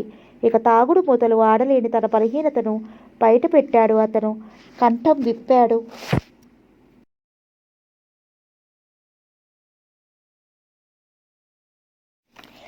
తేజ, అతని కంఠంలోని దుఃఖపు చీర ఆమె గుండెని నిలువు కోతగా కోసింది. నేను చెప్పబోయే విషయం నీకు చాలా దుఃఖాన్ని కలిగిస్తుందని నాకు తెలుసు. అది నీకు ఎంత దుఃఖదాయంగా ఉంటుందో కూడా ఊహించుకోగలను. అయినా చెప్పక తప్పదు. నా మనసు 15 రోజులుగా రంపపు కోత అనుభవిస్తోంది. క్షణక్షణము నరకయాతన అనుభవిస్తూనే ఉన్నాను. దుఃఖాన్ని అనుభవించిన వాడికే మరొకరి దుఃఖాన్ని అర్థం చేసుకునే అవకాశం ఉంది. అతను కొద్దిగా ఆగాడు. ఎందుకండి, ఎందుకు మీకు దుఃఖం? నా వల్లేనా? అవును, నేను పాపిష్టిదాన్ని. నేను ఈ ఇంట్లోకి అడుగు పెట్టగానే బామ్మగారిని పొట్టన పెట్టుకున్నాను. తల్లి తండ్రి తనే అయి తన కనుపాపగా మిమ్ముని పెంచుకున్న మీ బామ్మగారి మరణం మీకు ఎలాంటి షాకో నేను ఊహించుకోగలను. కానీ నేనేం చేయగలను చెప్పండి? దీనంగా ప్రశ్నించింది తేజ. తేజ, నువ్వు చాలా పొరపాటు పడ్డావు. అది కాదు నా దుఃఖానికి కారణం. నా కారణం వేరు. నువ్వు ఊహించలేవు. నీకు చెప్పలేక, నాలో దాచుకోలేక, మరెవ్వరి ముందు మనసు విప్పుకోలేక, నాలో నేను బాధపడుతూ హాలాహలం లాంటి ఈ విషయాన్ని నా గుండెల్లో దాచుకున్నాను. అది అనుక్షణం దహిస్తూ ఉంటే మనసును నిగ్రహించుకోవటానికి యమయాతన పడ్డాను. చివరికి ఈరోజు నీకు విషయం అంతా చెప్పకుండా ఉండలేకపోతున్నాను. ఆమె నిస్తేజమైన విస్పారిత నేత్రాలతో అతని వైపు చూడసాగింది. ఆమె మనసు భావనా శూన్యమైపోయింది. మేము ఇద్దరం అన్నదమ్ములం కవలలం. ముందు నేను తర్వాత రాఘవ పుట్టాము. నా పేరు రఘు. ఉలిక్కి పడింది తేజ. మా తల్లిదండ్రులు పెద్దవాడినైన నాకు రఘు అని, చిన్నవాడైన తమ్ముడికి రాఘవ అని పేరు పెట్టారు చిన్నప్పుడు. ఇద్దరం ఒకేలాగా ఉండేవాళ్ళం. తమ్ముడు కాస్త బొద్దుగా ఉండేవాడట, నేను పీలగా ఉండేవాడినట. ఆ తేడా తప్ప మరో తేడా లేదు మాలో. 5-6 ఏళ్ళు వచ్చే వరకు మాలో మాకు భేదం తెలిసేది కాదు. మాలో అసూయలు లేవు. ఎప్పుడూ పోట్లాడేవాళ్ళం కాదు. మా తర్వాత సంతానం లేకపోవటంతో మా అమ్మ నాన్న మమ్మల్ని అతి గారాబంగా పెంచారు. వాళ్ళిద్దరూ పోయాక బామ్మ కూడా అలాగే పెంచింది. అయితే మా తమ్ముడు బుద్ధిమంతుడిగా తయారైతే నేను రాలుగాయలాగా తయారయ్యాను. అల్లరి నా హాబీ, ఆకతాయితనం నా ఆట, ఆటపాటలు నా ఆహార విహారాలు. రాఘవ మాత్రం బుద్ధిగా బడి ఇల్లు తప్ప మరే లోకము లేనట్లుగా ఉండేవాడు. స్కూల్లో చదువు వేశారు మమ్మల్ని. నాకు చదువుకోవాలని ఉండేది కాదు, ఎప్పుడూ ఆడుకోవాలని ఉండేది. వాడికి ఎప్పుడు 80లు 90లు మార్కులు వస్తే నాకు బొటాబొటిగా పాస్ మార్కులు వచ్చేవి. ఇద్దరం ఒకలాగే ఉన్న బుద్ధి తీక్షతలో మాత్రం చాలా తేడా ఉండేది. క్లాసుల్లో ఎవరిని తిట్టాలో ఉపాధ్యాయులకి చాలా చిక్కుగా ఉండేది. పేరు పిలిస్తే తప్ప కనుక్కోలేకపోయేవారు. దానికి తోడు మా వాళ్ళిద్దరికీ ఒకే రకమైన దుస్తులు కుట్టించేవారు. ఎలాగో ఇద్దరం ఎస్ఎస్ఎల్సికి వచ్చాం. వాడు స్కూల్ ఫస్ట్గా పాస్ అయ్యాడు, నేను 3rd క్లాసులో పాస్ అయ్యాను. కాలేజీకి పంపే సమస్య వచ్చినప్పుడు మాత్రం నేను వాడు చేరే కాలేజీలో చేరటానికి ఒప్పుకోలేదు. అందుకని వాడు ఏసీ కాలేజీలో చేరితే నేను హిందూ కాలేజీలో చేరాను. వాడిది సైన్స్ గ్రూప్, నాది ఆర్ట్స్ గ్రూప్. ఇద్దరు ఒకే రూమ్లో ఉండేవాళ్ళం. బామ్మగారే వచ్చి మాకు వండి పెట్టేవారు ఆ 2 ఏళ్ళు. రాఘవ ఆ కాలేజీ బ్రిలియంట్ స్టూడెంట్గా పేరు తెచ్చుకుని ఇంటర్ కాలేజీ ఫస్ట్గా పాస్ అయ్యి ఎంబీబీఎస్లో చేరాడు. నేను ఇంటర్ కాలేజీ ఫస్ట్గా పాస్ అయ్యి ఏజీబీఎస్సీలో చేరాడు. నేను 2nd క్లాస్లో పాస్ అయ్యాను, కానీ నాకు పైకి చదవాలని లేదు. అప్పుడే అమ్మ నాన్న పోయారు. నేను ఇంటి వద్దే ఉండి వ్యవసాయం చేస్తున్నాను. కాదు కూడదంటే పూనా వెళ్ళి ఫిల్మ్ ఇన్స్టిట్యూట్లో చేరతానన్నాను. భగవంతుడు రాఘవకు అపురూపమైన మేధాశక్తిని తారాదత్తం చేసి నాపై చిన్నచూపు చూసినా నాకు అద్భుతమైన కంఠాన్ని ఇచ్చాడు.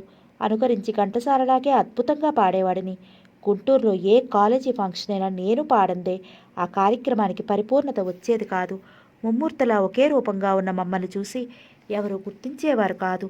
అద్భుతంగా పాడుతున్న నన్ను చూసి రాఘవే పాడుతున్నాడు అనుకునేవారు కొందరు. పుట్టుమచ్చలో తప్ప మమ్మల్ని విడిగా గుర్తించే అవకాశమే లేదు. ఇంటర్ పాస్ అయ్యాక జీవన మార్గాన్ని ఎటూ నిర్ణయించుకోలేని నాకు ఓ రోజు ఎయిర్ ఫోర్స్ ప్రకటన ఆకర్షించింది. చెప్పా పెట్టకుండా అప్లై చేశాను. సెలక్షన్ వచ్చింది. బామ్మతో చెబితే అంగీకరించదని ఇంట్లోంచి పారిపోయాను. ఆ విషయం ఒక తమ్ముడికి మాత్రమే తెలుసు. 18 సంవత్సరాలుగా మా ఇద్దరి మధ్య ఉత్తర ప్రత్యుత్తరాలు నడుస్తున్నాయి, కానీ ఎవరికీ తెలియదు. దాదాపు 2 నెలలుగా మా ఇద్దరి మధ్య ఉత్తర ప్రత్యుత్తరాలు లేవు. అప్పటి నుంచి మేము ఒకరికొకరు చూసుకోలేదు.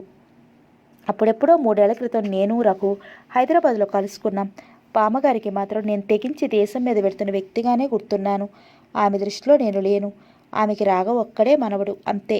ఊళ్ళో కూడా అందరూ నన్ను దాదాపుగా మర్చిపోయారు. ఇప్పుడు కూడా అందరూ నన్ను రాఘవే అనుకుంటున్నారు. అతను ఆగలేదు. తేజకంతా అయోమయంగా ఉంది, ఆశ్చర్యజనకంగా ఉంది, అగమ్యగోచరంగా ఉంది, అసంబద్ధంగా ఉంది, వింతగా ఉంది, నిష్ఠూరంగా ఉంది. అద్భుత మాయాజాల చిత్రాన్ని ఆశ్చర్యంగా, వింతగా, విడ్డూరంగా, అద్భుతంగా చూసే చిన్నారి బాలల మనస్తత్వంలో తోవింది తేజేశ్వరి. ఆ విభ్రాంతి నుండి తేరుకోవడానికి కొన్ని క్షణాలు పట్టింది ఆమెకి. మీరు ఎప్పుడు బయలుదేరారు? అతను ఆమె వైపు నిశితంగా చూశాడతను. మరి రాఘవ్ ఎక్కడికి వెళ్ళాడు? హైదరాబాద్ వెళ్ళిన అతను ఇంకా ఎందుకు తిరిగి రాలేదు? మీరు ఆయన కలుసుకున్నారా? మీకైనా హైదరాబాద్ వచ్చినట్టు తెలుసా? కొద్దిగా ఆగింది. మీరు రఘు అయితే రాఘవలా నటిస్తున్నారెందుకు? ఎవరితో చెప్పినా చెప్పకపోయినా నాతో అయినా ఎందుకు చెప్పలేకపోయారు?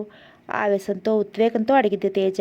రఘు తేజ ముఖంలోకి దీర్ఘంగా చూసి నిట్టూర్చి, అది మరో కథ అన్నాడు. కథ?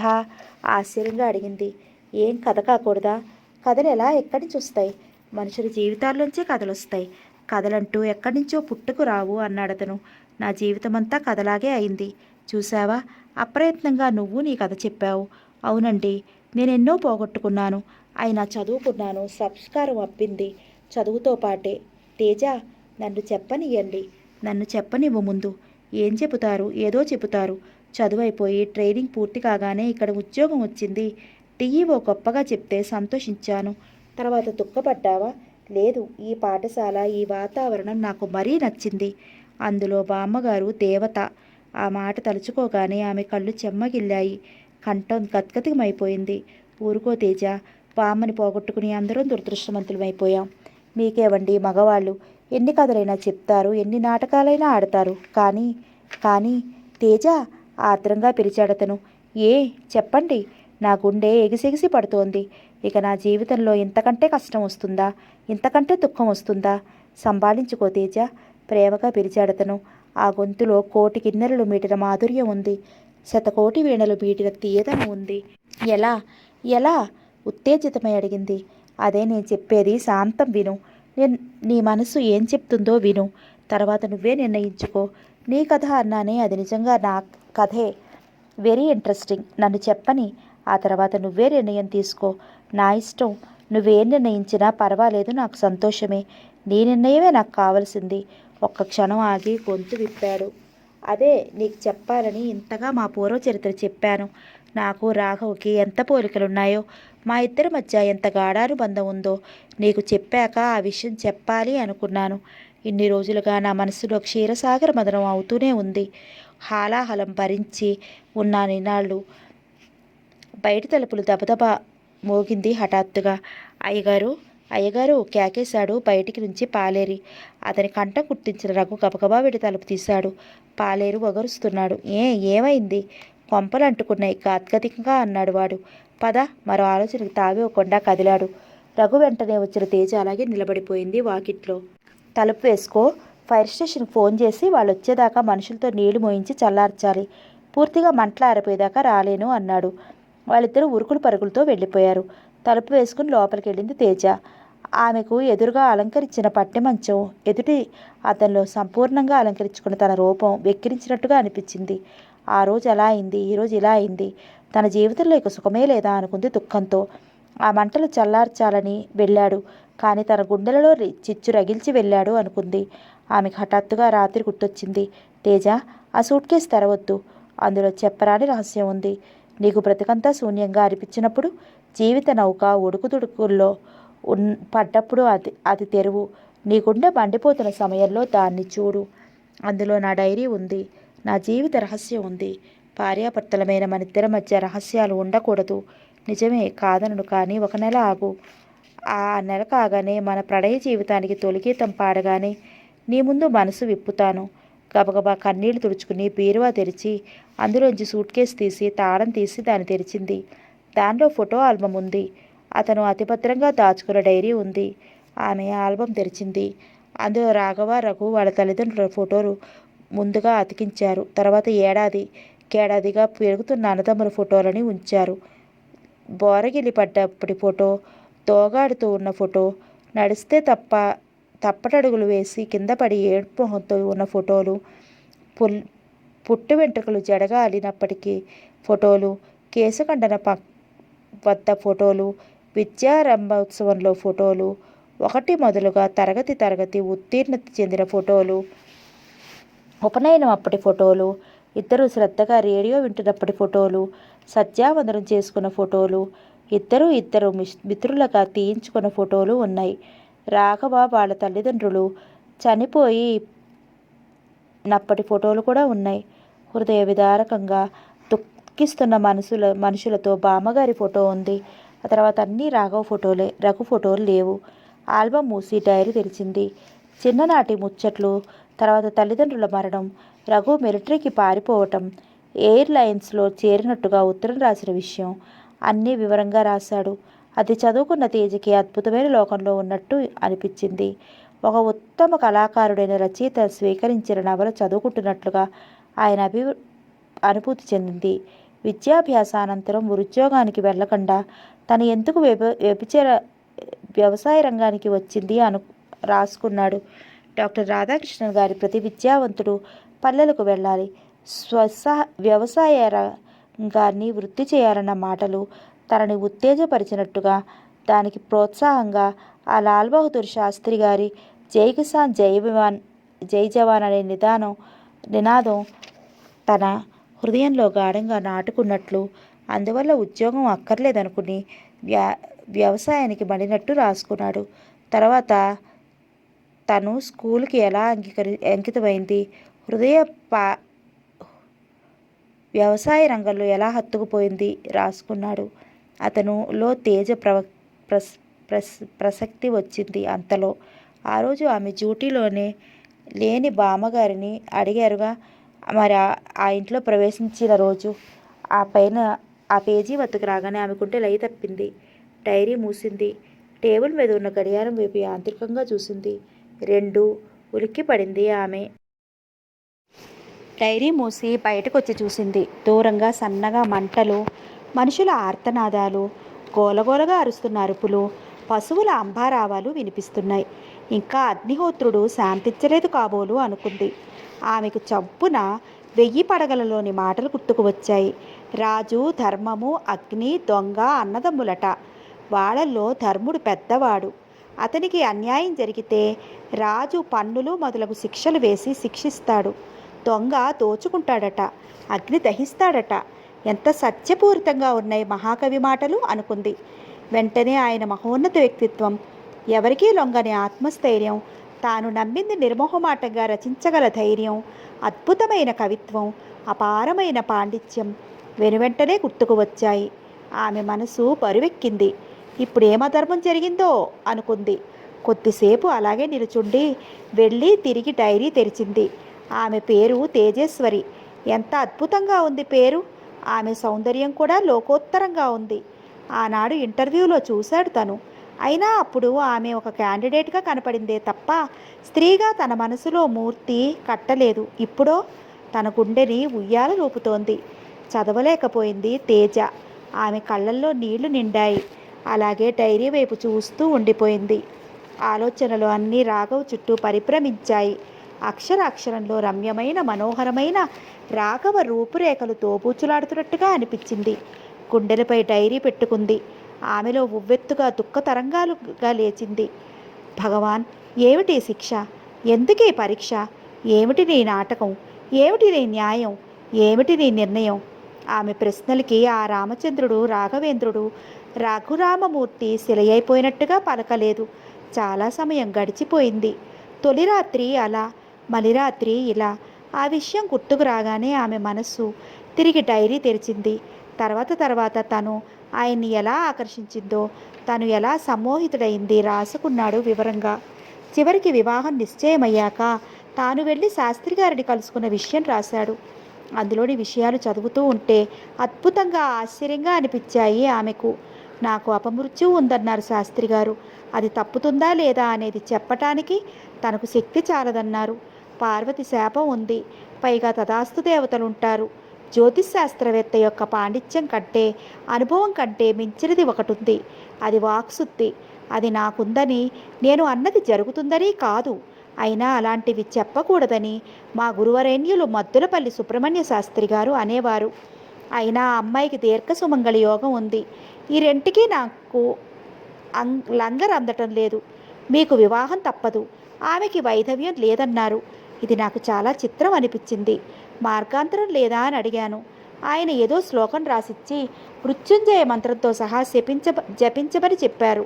శ్లోకం ఇది: మృత్యుంజయ రుద్రాయ నీలకంఠాయ శంభవే అమృతేశాయ సర్వాయ మహాదేవాయ తే నమః. మార్కండేయుడిని శివుడు కాపాడినట్టు నిన్న ఆ మంత్రం కాపాడాలి. సతీ సావిత్రి తన భర్త ప్రాణాలు రక్షించుకున్నట్లు ఆ అమ్మాయి రక్షించుకోవాలి అన్నాడు. తను సందేహంగా తన మృత్యువు అంత తథ్యమైనప్పుడు ఇక పెళ్ళెందుకు, ఆ అమ్మాయికి వైధవ్యం ఎందుకు అని అడిగాడు. దానికి ఆయన జన్మ మిథ్య, మృత్యువు తథ్యం. అది ఎవ్వరికీ తప్పదు, తప్పించుకోలేము, రక్షించలేము, పారిపోలేము. అందుచేత చావుకి భయపడరాదు. చావుకి చిక్కక దాగవచ్చునే అన్నారు పోతనామాత్యులు. మరి పెళ్ళెందుకన్నావు? బాగుంది నీ ప్రశ్న. నీ జాతకంలో మృత్యువు ఎంత నిర్ధారణగా కనిపిస్తూ ఉందో కళ్యాణయోగము అంత ఖచ్చితంగా కనిపిస్తోంది. నేను నిర్ణయించిన ముహూర్తానికి మీ పెళ్లి జరిగి తీరాలి. లగ్నం అంత తొందరిస్తోంది. అది తప్పదు అన్నారు. నేను ఆలోచనలో పడ్డాను. కొద్ది క్షణాలు అయ్యాక ఆయన రహస్యంగా ఓ మాట చెప్పారు. తను ఆయన నుంచి సెలవు తీసుకుని వచ్చాడు. తేజతో ఈ విషయం ఎలా చెప్పాలి? చెప్పకుండా దాచటం మంచిదా? శాస్త్రి గారేమో ససేమిరా చెప్పొద్దన్నారు. సరే, కాలం ఎలా నిర్ణయిస్తే అలా జరుగుతుంది. ఆవేదన ఎందుకు, ఆవేశం ఎందుకు? ఆ రోజు అతను రాసుకున్నది చదువుతున్నంతసేపు ఆమె మనస్సులో లేదు. ఆందోళన, ఆవేశం, ఆరాటం, ఆలోచన అద్భుతం. పేజీ తిప్పబోయింది. అంతలో తలుపు చప్పుడయింది. తేజ! చప్పుడు వెంట అతని పిలుపు కూడా వినిపించింది. వెళ్ళి తలుపు తీసింది. చెదిరిన క్రాఫుతో, మసికొట్టుకున్న గుడ్డలతో అతన్ని చూసి చలించిపోయింది తేజ. శోభనం పెళ్లి కొడుకులా వెళ్ళాడు. ఎలా తిరిగి వచ్చాడు అనుకుంది. అతను బాత్రూంలోకి వెళ్ళి కాళ్ళు ముఖం కడుక్కుని వచ్చి గుడ్డలు మార్చుకున్నాడు. 4:30 అయింది. కాఫీ పెడతావా అన్నాడు. మంట పూర్తిగా చల్లారిపోయిందా ప్రశ్నించింది తేజ. ఆ ప్రశ్నకి ఉలిక్కి పడ్డాడతను. ఆమె నిర్భయంగా తనని అడగాలనుకుని అది ఏదో తనని ప్రశ్నించినట్టయింది. అన్నాడు అప్రయత్నంగా. డైరీ మూసి ఆమె బాత్రూం వైపు వెళ్ళింది. రఘు డైరీ అందుకున్నాడు. పేజీ వెంట పేజీగా అతని కళ్ళు పరిగెడుతున్నాయి. ఏవేవో లోకాల తలుపులు తెరుచుకుంటున్నాయి. రహస్య ద్వారాలు తమంతట తాము పుచ్చుకుంటున్నాయి. ఇలా ఉంటుందా? నిజంగా ఇలా జరుగుతుందా? ఎక్కడో విన్నట్టు, ఎక్కడో చదివినట్టు ఎంత వింతగా ఉంది. భగవాన్! మనిషి చిత్రమైన వాడు.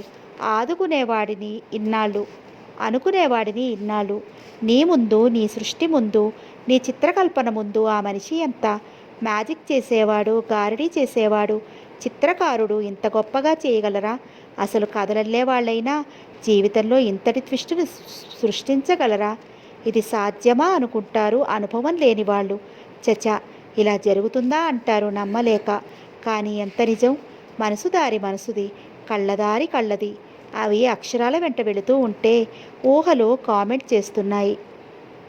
ఈరోజు ప్రతి యువతీ యువకుడు కలలు కనే రోజు. కన్నె వధువుగా, మగాడు మనిషిగా మారే రోజు. తీయని ఊహలు అన్నీ రూపు కట్టుకుని మధురాతి మధురంగా మారిన రోజు. సాయంకాలం బామ్మ నవ్వుతూ, రాఘవ, కోడల్ని పూర్తిగా కోడల్ని చేసుకుంటాను అని అడిగింది. ఒక్క క్షణం తను ఫాలో కాలేకపోయినా మరుక్షణంలోనే అర్థమైంది. బామ్మ, పెళ్ళంటే హడావుడిగా అయిపోయింది. దీనికి ఏం తొందర? ఇంకా కొన్నాళ్ళు జరగని అన్నాడు తను ఎటో చూస్తూ. బామ్మ నవ్వింది. నాకు తెలుసు నువ్వు అలా అనక ఇంకెలా అంటావు అంది. అంతలోనే ఆమెను ఎవరో పిలిచారు. గండం గడిచినట్టుగా తను అనుకుని బయటికి వెళ్ళాడు. కానీ సాయంకాలం తిరిగి వచ్చేసరికి అన్ని ఏర్పాట్లు చేసింది. ఇక తనేమట్టు చెప్పగలడు?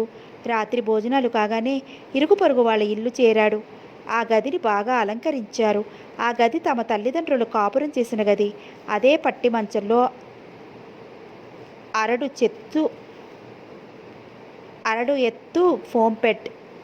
సరే అనుకున్నాడతను. ముత్తైదవులందరూ జత అయ్యారు. కల్పన టీచర్ కూడా వచ్చింది. స్కూల్లో ఆవిడని తను చూసినప్పుడల్లా ఈవిడ ఇంత గంభీరంగా ఉంటుందేమిటా అనుకునేవాడు. కానీ ఆవిడ తేజతో మాట్లాడుతూ ఉంటే ఆవిడలో ఇంత చమత్కారం, ఇంత శృంగార భావాలు ఉన్నాయా అనిపించింది. గదిలోకి ఆఖరిగా పంపుతూ ఆవిడ చేసిన చమత్కారం తనకి ఎంతో ఆనందం కలిగించింది. ఇదిగో తేజ, ఈ అలంకరణ అంతా ఒట్టి ఆడంబరమే. ఈ చీర అవి నాకు పర్సనల్గా నచ్చలేదు. ఏమీ అనుకోకు. గదిలోకి వెళ్ళాక ఇది విప్పే. ఆహా, ఈ చీర కట్టుకో అని ఓ పార్సెల్ అందించింది. మిగతా ముత్తైదువులు దూరంగా వెళ్ళడంతో తను తేజ మాత్రమే విన్నారు. చీపో అంది సిగ్గుగా తేజ. ఇక మీ ఇష్టం అన్నట్లుగా తలుపులు వేశారు. సామాన్యంగా అయితే ఆ తలుపులు మూసాక మధురమైన తలుపులు తెరుచుకోవాలి. 100కి 100 పాళ్ళు తేజ మనస్సు మధురానుభావన నిలయానికి తలుపులు తెరిచే ఉంటుంది. నా మనసే ఇనప తలుపులు వేసేసింది. నా కారణం నాది. ఎలా చెప్పాలి ఈమెతో? చిక్కు ప్రశ్నే, చింతలు రేపే ప్రశ్న. కానీ చెప్పక తప్పదు. చెప్పకుండా ఉండటానికి అసలే వీలు కాదు కదా. ఓ కుర్చీలో కూర్చుని తనని ఓ కుర్చీలో కూర్చోమన్నాడు. తేజ కుర్చీలో కూర్చుంది. తను శాస్త్రి వద్దకు వెళ్ళటం, ఆయన ఏదో చెప్పటం, తత్ఫలితంగా తను ఓ నిర్ణయానికి రావటం అంతా మనసులో మెదిలింది. ఈ విషయం ఆమెకి ఎలా చెప్పాలి? ఇది చాలా సున్నితమైన విషయం. పువ్వు కట్టే మృదువు, వజ్రం కట్టే కఠినమైన సమస్య ఇది. తేజ, నువ్వు చదువుకున్న దానివి, విషయం అర్థం చేసుకోగల శక్తి ఉంది అంటూ మొదలుపెట్టి ఏమేమో చెప్పాడు. ఆఖరిగా, కాబట్టి మనిద్దరం ఓ నెలపాటు దూరంగా ఉందామన్నాడు. తేజ మాట్లాడలేదు. యూసీ, మనం దంపతులము, కానీ భార్యాభర్తలు కాలేదు. ఇంకా ఓ నెల్లాళ్ళు మనకి వియోగం. దానికి ఏదో కారణాలు ఉన్నాయి. మనం ఈ నెల్లాళ్ళు స్నేహితులుగా గడిపేద్దాం అంతే. నెలంటే నెలే. సరిగ్గా ఈ రోజు నాటికి మనం హనీమూన్కి వెళదాం. నీ ఇష్టం. ఊటీ, కొడైకెనాల్, కాశ్మీర్, ఎక్కడికైనా సరే. సమ్మర్ అంతా తిరిగొద్దాం. అంగీకరించింది తేజ. ఆమె తలూపాక తన మనసు శాంతిచ్చింది. అమ్మయ్య అనుకున్నాడు. కాఫీ అంది తేజ. డైరీ మూసేసిన రఘు ఆ మాటలు విని ఈ లోకంలోకి వచ్చాడు. తెల్లగా తెల్లారిపోయింది. వెలుగురేఖలు ఇంకా భూమి మీద పరుచుకోకపోయినా చీకట్లు చెల్లాచెదురైపోయాయి. కాఫీ అందుకున్నాడు రఘు. అతనికి అనిపించింది, పాపం ఈవిడి జీవితంలో తొలిరేయి అలా అయింది, మలిరేయి ఇలా అయింది. భగవంతుడు ఒక్కొక్కరికి ఒక్కోలా తీర్పు రాస్తాడు కాబోలు. ఈ మనిషికి ఇంతే అని రాశాక ఇక దానికి తిరిగే ఉంది. కాఫీ కప్పు అందించి అతను తాగాక కప్పు అందుకుని వెళ్ళిపోయింది తేజ. వెళుతున్న ఆమెను చూసి, ఏది ఏమైనా ఈమెనికి సుఖపెట్టాలి, ఈ ముడి విప్పాలి. ఈ దాగుడు మూతల దండాకోరులో తను దొంగగా ఉండకూడదు. తను దర్జాగా దొరలాగా ప్రవర్తించాలి. పుట్టుక నుంచి క్షణం దాకా అనుక్షణం సుఖం దోచుకోబట్ట ఈమెని సుఖపెట్టాలి. ఈమెకి ఆనందాన్ని పంచి ఇవ్వాలి. అలా అనుకోగానే అతని మనసు గట్టిపడింది. సత్సంకల్ప నిర్ణయంతో అతను దుస్తర తేజుడైపోయాడు. దృఢ నిశ్చయానికి కట్టుబడిపోయాడు. సంతోషంతో పొంగిపోయాడు. తేజ మనస్సులో ఎన్నో సందేహాలు, ఎన్నో ఆలోచనలు, ఎన్నెన్నో ఆందోళనలు. ఏమిటిది? ఏం జరుగుతోంది? ఎందుకు ఇలా జరిగింది? కారణమేమిటి? అసలు ఇంకొకరితో ఇలా జరిగింది అని చెబితే నమ్ముతారా? నమ్మరు కాక నమ్మరు. ఇన్ని రుజువులు లేనిది తనే నమ్మేది కాదు. ఇంకెవరు నమ్ముతారు? అసలు రాఘవ ఏమయ్యాడు? ఎక్కడున్నాడు? ఎందుకు తిరిగి రాలేదు? ఎప్పుడొస్తాడు? ఎక్కడున్నాడో ఎలా తెలుస్తుంది? ఈ రహస్యాన్ని విప్పేదెవరు? విప్పగలరా ఎవరైనా? ఇంకెవరు? ఇంకెవరు? రఘు! రఘు! అతనే చెప్పాలి, రహస్యం విప్పాలి, అంతే. ఆలోచనల మేనయా నుండి బయటపడింది తేజ. ఒక స్థిర నిశ్చయంతో, స్థిర సంకల్పంతో, స్థిర బుద్ధితో కదిలింది. ఆమె వెళ్ళేసరికి రఘు ఈజీ చైర్లో పడుకుని ఉన్నాడు. అతని ముఖంలో అలసట బాగా కనిపిస్తోంది. రాత్రంతా నిద్రలేమి, ఆలోచన భారం, సమస్యల బరువు అన్నీ అతన్ని శ్రమ పెట్టాయి.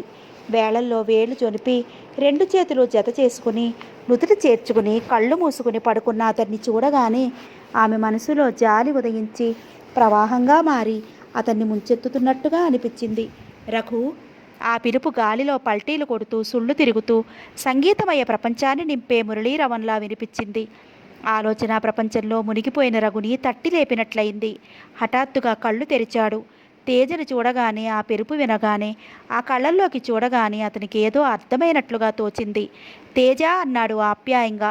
ఆ పిలుపులో కోటి వలుపులు, శతకోటి హృదయ తంత్ర నాదాలు, సహస్రకోటి అనురాగ స్రవంతులు ప్రత్యక్షమయ్యాయి. ఆమెకి శతసహస్ర వత్సరాల వియోగానంతరం దరిచేరిన భార్యని, ప్రేయసిని, దేవతని అతి ఆప్యాయంగా, ఆదరణపూర్వకంగా, ఆరాధనగా పిలిచినట్లు అనిపించింది ఆమెకు. అతని వైపు తను సమాన ప్రేమానురాగాలు వర్షిస్తూ చూసింది. గాఢ మనస్సు ప్రతిబింబించేటట్టుగా చూసింది. అతను ఆమె వైపు చూశాడు. ఆ చూపులో జాలి కంటే ప్రేమ ఎక్కువగా ఉంది, అనురాగం ఉంది. రా కూర్చో అన్నట్టుగా చూశాడు. ఆమె మంచానికి కుర్చీ దగ్గరగా లాక్కుంది. అది ఆమె తన జీవితాన్నే అతని దగ్గరికి చేర్చినట్లు అయింది. అతని ముఖంలోకి సూటిగా చూసింది. ఆ పువ్వులు నిండుగా ఉన్నాయి. నీవే తల్లివి, తండ్రివి. నువ్వే నా గురువు, సకుడవు. నువ్వే నా తోడు, నీడ. నువ్వే నా సర్వస్వం అన్న భావన ఉంది. తేజ! మృదువుగా పిలిచాడు అతను. ఆ పిలుపు ఆమె చెవులకి వేణుగీతంలా వినిపించింది. తన చూపుకి భాష్యంగా ధ్వనించినట్లయింది. బయట నుంచి చల్లగా గాలి వీస్తోంది. అయినా అతను చెప్పదలుచుకున్న మాటల వల్ల ఒళ్ళంతా చెమటలు కమ్మాయి. ఉక్కగా ఉందా అంటూ ఫ్యాన్ వేసింది ఆమె. అతను సూటిగా చూశాడు ఆమెని. గృహిణి తల్లిగా, చెల్లిగా, పాలవెల్లిగా, అనురాగవల్లిగా చూసుకోవాలట భర్తని. ఆమె మాటలకు ఆకృతి ఇచ్చినట్లుగా ఉంది అనుకున్నాడు. ఆ పూటలో విషయం అటూ ఇటో తేలిపోవాలి. ఎందుకు ఈ ముసుగులోని ప్రచ్ఛన్న యుద్ధం అనుకుంది ఆమె. అతన్ని అడగాలనే వచ్చింది కూడా. రఘు కూడా ఇన్నాళ్ళుగా జరుగుతోన్న అంతర్యుద్ధానికి జైహింద్ కొట్టేయదలుచుకున్నాడు. తన మనసు విప్పి లోకానికి తెలియని తమ ఇద్దరికి మాత్రమే తెలిసి ఇక ముందు కూడా మరెవ్వరికీ కూడా తెలియకూడని రహస్యాన్ని తెలియజేయాలనుకున్నాడు. తేజ! నా మాటలు పరిపూర్ణ మనసుతో వినాలి. అలాగే అన్నట్లు తల ఆడించింది. ఇదంతా ఒక విచిత్రం, ఒక నాటకం. చాలామంది జీవితాల్లో ఇలా జరగదు. సామాన్యులు చెప్పినా నమ్మరు. కానీ ప్రత్యక్ష ఉదాహరణని నేనున్నాను. అది చాలు. నువ్వు నమ్మగలిగితే అది ఒక అద్భుతమైన కథ. కథ! విప్పారిన కళ్ళతో అంది. అవును, కథే. మరో కథ, మరో కథ అంటూ కథలు చెప్తున్నాను కదూ. కానీ ఇది నా జీవితాన్ని అనుకోకుండా మలుపు తిప్పిన కథ. నిజానికి ఈ జీవితం ఇన్ని సుడిగుండాల్లో పడి ఇన్ని మలుపులు తిరుగుతుందని నేను ఏనాడూ అనుకోలేదు. ఆమె శ్రద్ధగా వినసాగింది. అతను చెప్పసాగాడు. నేను, రాఘవ దాదాపు ఒకేసారి హైదరాబాదులో అడుగుపెట్టామనుకోవచ్చు. నాకు ప్రమోషన్ వచ్చింది. హైదరాబాద్కే పోస్టింగ్ ఇచ్చారు. జాయినింగ్ రిపోర్ట్ ఇచ్చి ఇక ఇంటికి వచ్చేద్దామని, ఈ చాటుమాటు జీవితానికి ఇక స్వస్తి చెబుదామని నిర్ణయించుకున్నాను. డ్యూటీలో జాయిన్ అయ్యి లాడ్జింగ్లో దిగాను. సామానంతా తీసుకుని తర్వాత ఇక్కడికి వద్దామని నిశ్చయించుకున్నాను. అంతలో అడిక్మెట్ స్టేషన్లో గలాటా జరిగింది. పోలీసులు అన్యాయం చేశారని ప్రజలు తిరగబడ్డారు. రాళ్లతో కొట్టుకున్నారు, కాల్చుకున్నారు. చివరికి కర్ఫ్యూ విధించారు. ఓ రోజు జరిగిన పోట్లాటలో అనుకోకుండా నేను చిక్కుకున్నాను. లాడ్జీ నుండి బయటకు వెళుతూ ఉన్న నన్ను ఎవరో రాళ్లతో కొట్టారు. పోలీసులకి ప్రజలకి మధ్య జరిగిన ఆ పోట్లాటలో నన్ను తీవ్రంగా గాయపరిచారు. కళ్ళకి బలమైన దెబ్బ తగిలింది. వెంటనే ఉస్మానియా హాస్పిటల్లో చేర్చారు. నా కళ్ళు దెబ్బతిన్నాయి. చూపు పూర్తిగా పోయింది. సరిగ్గా అదే ఆసుపత్రిలో అదే సంఘటనలో చిక్కుకున్న ఓ మహానుభావుడు ప్రాణాలు కోల్పోయాడు. అతని చివరి కోరికగా అతని కళ్ళు నాకు ప్రసాదించాడు. చూపు పోగొట్టుకున్న ఈ దౌర్భాగ్యుడికి చూపునిచ్చిన భగవంతుడెవరో తెలుసా? తేజ, నువ్వు ఊహించలేవు. వాడు మా రాఘవ. ఏదో ఓ హిందీ సినిమా చూసి నేత్రదానం చేయాలని నిశ్చయించుకున్నవాడు తను కోరినట్టుగా నేత్రదానం చేశాడు. నాకు అందుడినే అల్లల్లాడుతూ బ్రతుకు సాగతీయవలసిన నాకు చూపునిచ్చి బ్రతుకును భాగ్యవంతం చేశాడు. రాఘవ! కెవ్వున కేక వేసింది తేజ. ఏమండి నిజం చెప్పండి. ఎందుకు ఇలా అబద్ధం ఆడతారు? రాఘవ చనిపోలేదని చెప్పండి, విలవెల్లాడుతూ ప్రశ్నించింది తేజ. ఉస్సురని నిట్టూర్చాడు. ఆ మార్పు వెంట అతని ప్రాణాలు పోయినట్టుగా అనిపించింది. తేజ మనసులో సప్త సముద్రాలు కోలాహలంగా తాడెత్తున లేస్తున్నట్టుగా ఉంది. తేజ! ఆమె పలకలేదు. ఇది సంగతి. మమ్మల్ని చూసిన హాస్పిటల్లో స్టాఫ్ ఆశ్చర్యపోయారు. మరీ ఇంత పోలికలతో ఉన్న అన్నదమ్ముల్ని వాళ్ళు చూసి ఎరుగరట. ఇది ప్రపంచ రికార్డు అన్నారు. చనిపోయింది ఎయిర్ఫోర్స్ ఆఫీసర్ రఘుగా నిర్ణయించారు వాళ్ళు. ఆ విషయం విన్న నేను ఆకాశుడినయ్యాను. అధికారులు, ఆసుపత్రి ఉద్యోగులు కలిసి ఆ విషయం నిర్ధారణ చేశారు. నన్ను రాఘవగా అనుకున్నారు. నేను చెప్పింది విని నేను ఎటూ వెళ్ళలేకపోయాను. నాకు కట్లు విప్పి చూపు వచ్చేసరికి అన్ని నిర్ణయాలు జరిగిపోయాయి. ఇంక నేనేం చెయ్యను? అప్పుడు నా మనసులో ఒకటే తోచింది. దౌర్భాగ్యుడైన రఘు మరణించాలి, రాఘవ బ్రతికే ఉండాలి అందరి దృష్టిలో అన్నది భగవంతుడి నిర్ణయం. దాని కాదనే శక్తి నాకు లేదు. వృద్ధాప్యంలో రేచీకటి లాంటి దృష్టి దోషంతో కొడుకుని, కోడల్ని, మనవణ్ణి దూరం చేసుకుని బ్రతుకుతున్న బామ్మకి రాఘవ మరణం గొడ్డలి పెట్టు. ఆమెని ఇంకా బాధకి గురి చేయకూడదు. అందుకే నేనిలా మార్చబడ్డాను అనిపించింది. భగవానుడి నిర్ణయాన్ని శిరసావహించాను. ఎయిర్పోర్ట్కి వెళ్ళాను. వాళ్ళు కన్ఫ్యూజ్ అయ్యారు నన్ను చూసి. తగలేసిన రఘు ఎలా బ్రతికి వచ్చాడు, దెయ్యమా అనుకున్నారు. అప్పుడు నన్ను నేను వంచుకుని రాఘవగా పరిచయం చేసుకున్నాను. రాఘవగా అతని లాడ్జికి వెళ్ళి తీసుకున్న రికార్డు చూపించి, హాస్పిటల్లో నేను డిశ్చార్జ్ అయిన రికార్డు చూసి రఘుకి సంబంధించిన సామానంతా తీసుకున్నాను. రాఘవగా నటించి బ్రతికి ఉన్న రఘుని చంపాను. ఇది మోసం. ప్రభుత్వాన్ని మోసగించాను. కానీ బామ్మ మనసుకు శాంతి కలిగించగలనని నమ్మాను, ఆశపడ్డాను. కానీ నా ఊహలు తారుమారయ్యాయి. బామ్మ చనిపోయింది. ఏ బామ్మ కోసమైతే ఇంత నాటకం ఆడానో ఆ బామ్మ నటనకి నాటకానికి దూరంగా ఉండే లోకాలకి వెళ్ళిపోయింది. నా సమస్యకి నన్ను వదిలేసి. అయితే నా ముందు మరో సమస్య నిలిచింది. ఈ సమస్య నేను ఊహించనిది. ఆ సమస్య నువ్వు. రాఘవ్కి పెళ్ళైన విషయం నాకు తెలియదు. ఆ విషయం తెలుసుకుని ఉంటే ఎలా ప్రవర్తించి ఉండేవాడినో ఇప్పుడు చెప్పలేను. బామ్మ మనసుకి గాయం కాకూడదని, ఆమెకి చివరి రోజుల్లో శాంతి లేకుండా పోకూడదని నేను చేసిన ఊహ, నా ప్రయత్నం మరో మార్గం పట్టాయి. నేను రాఘవలాగానే ఉండిపోవచ్చు, ఎవరూ కనుక్కోలేరు. అసలు నువ్వే కనుక్కోలేకపోయావు. నేను చెబితే తప్ప తెలుసుకునే ఆస్కారం ఎవరికీ లేదు. అయినా నిన్ను వంచడానికి నా మనసు అంగీకరించలేదు.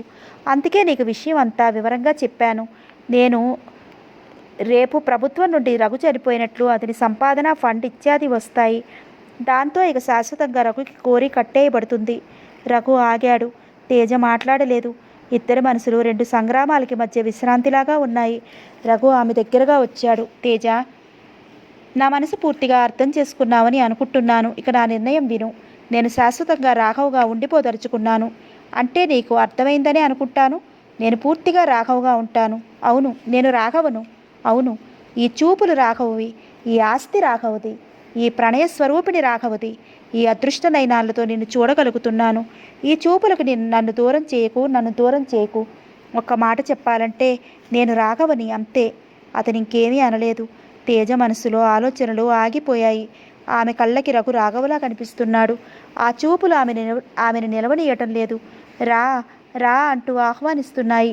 నేను రాఘవని, రఘు లేడు అన్నట్టుగా ఉన్నాయి. ఆమె మెల్లగా కుర్చీలో నుంచి లేచింది. కిటికీ వారగా నిలుచుంది.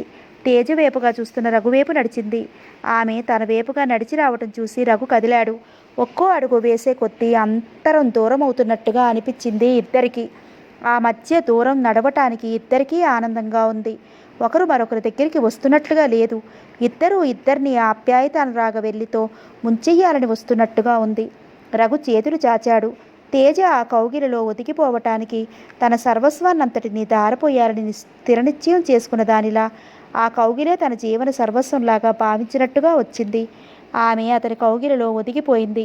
అతను ఆమెను తన కౌగిలిలో పొదవుకున్నాడు. యుగయుగాలుగా ఎడబాటు పొందిన ప్రేయసీ ప్రియులు కలుసుకున్నట్టుగా కలుసుకున్నారు. అసలు వియోగమనేదే ఎరగకుండా జన్మజన్మలకు భార్యాభర్తలుగా కలుసుకునే దంపతులుగా కలుసుకున్నారు. అది అనురాగ సంగమం, రాగ విలీనం, శబ్దం అర్థం ఏకమైన శుభ సన్నివేశం. రాగం గానం కలిసిపోయిన పవిత్ర వేళ. అతను ఆమెను మృదువుగా నిమిరాడు. ఆమె 2 చేతులు అతని కంఠమాలగా అలంకరించాయి. సూటిగా అతని కళ్ళలోకి చూసింది తేజ. ఆ పిలుపు సహస్ర యుగాలుగా ప్రణయ స్వరూపం ప్రణయనాదంలా వినిపించింది. ఒక శబ్దం ప్రతిధ్వనించినట్టుగా ప్రేమస్వరూపిణిగా బదులు పలికింది తేజేశ్వరి. రఘు, రాఘవా, రాఘవా. శబ్దం స్వరూప సంగీతంలో ఐక్యమైపోయింది. సమాప్తం.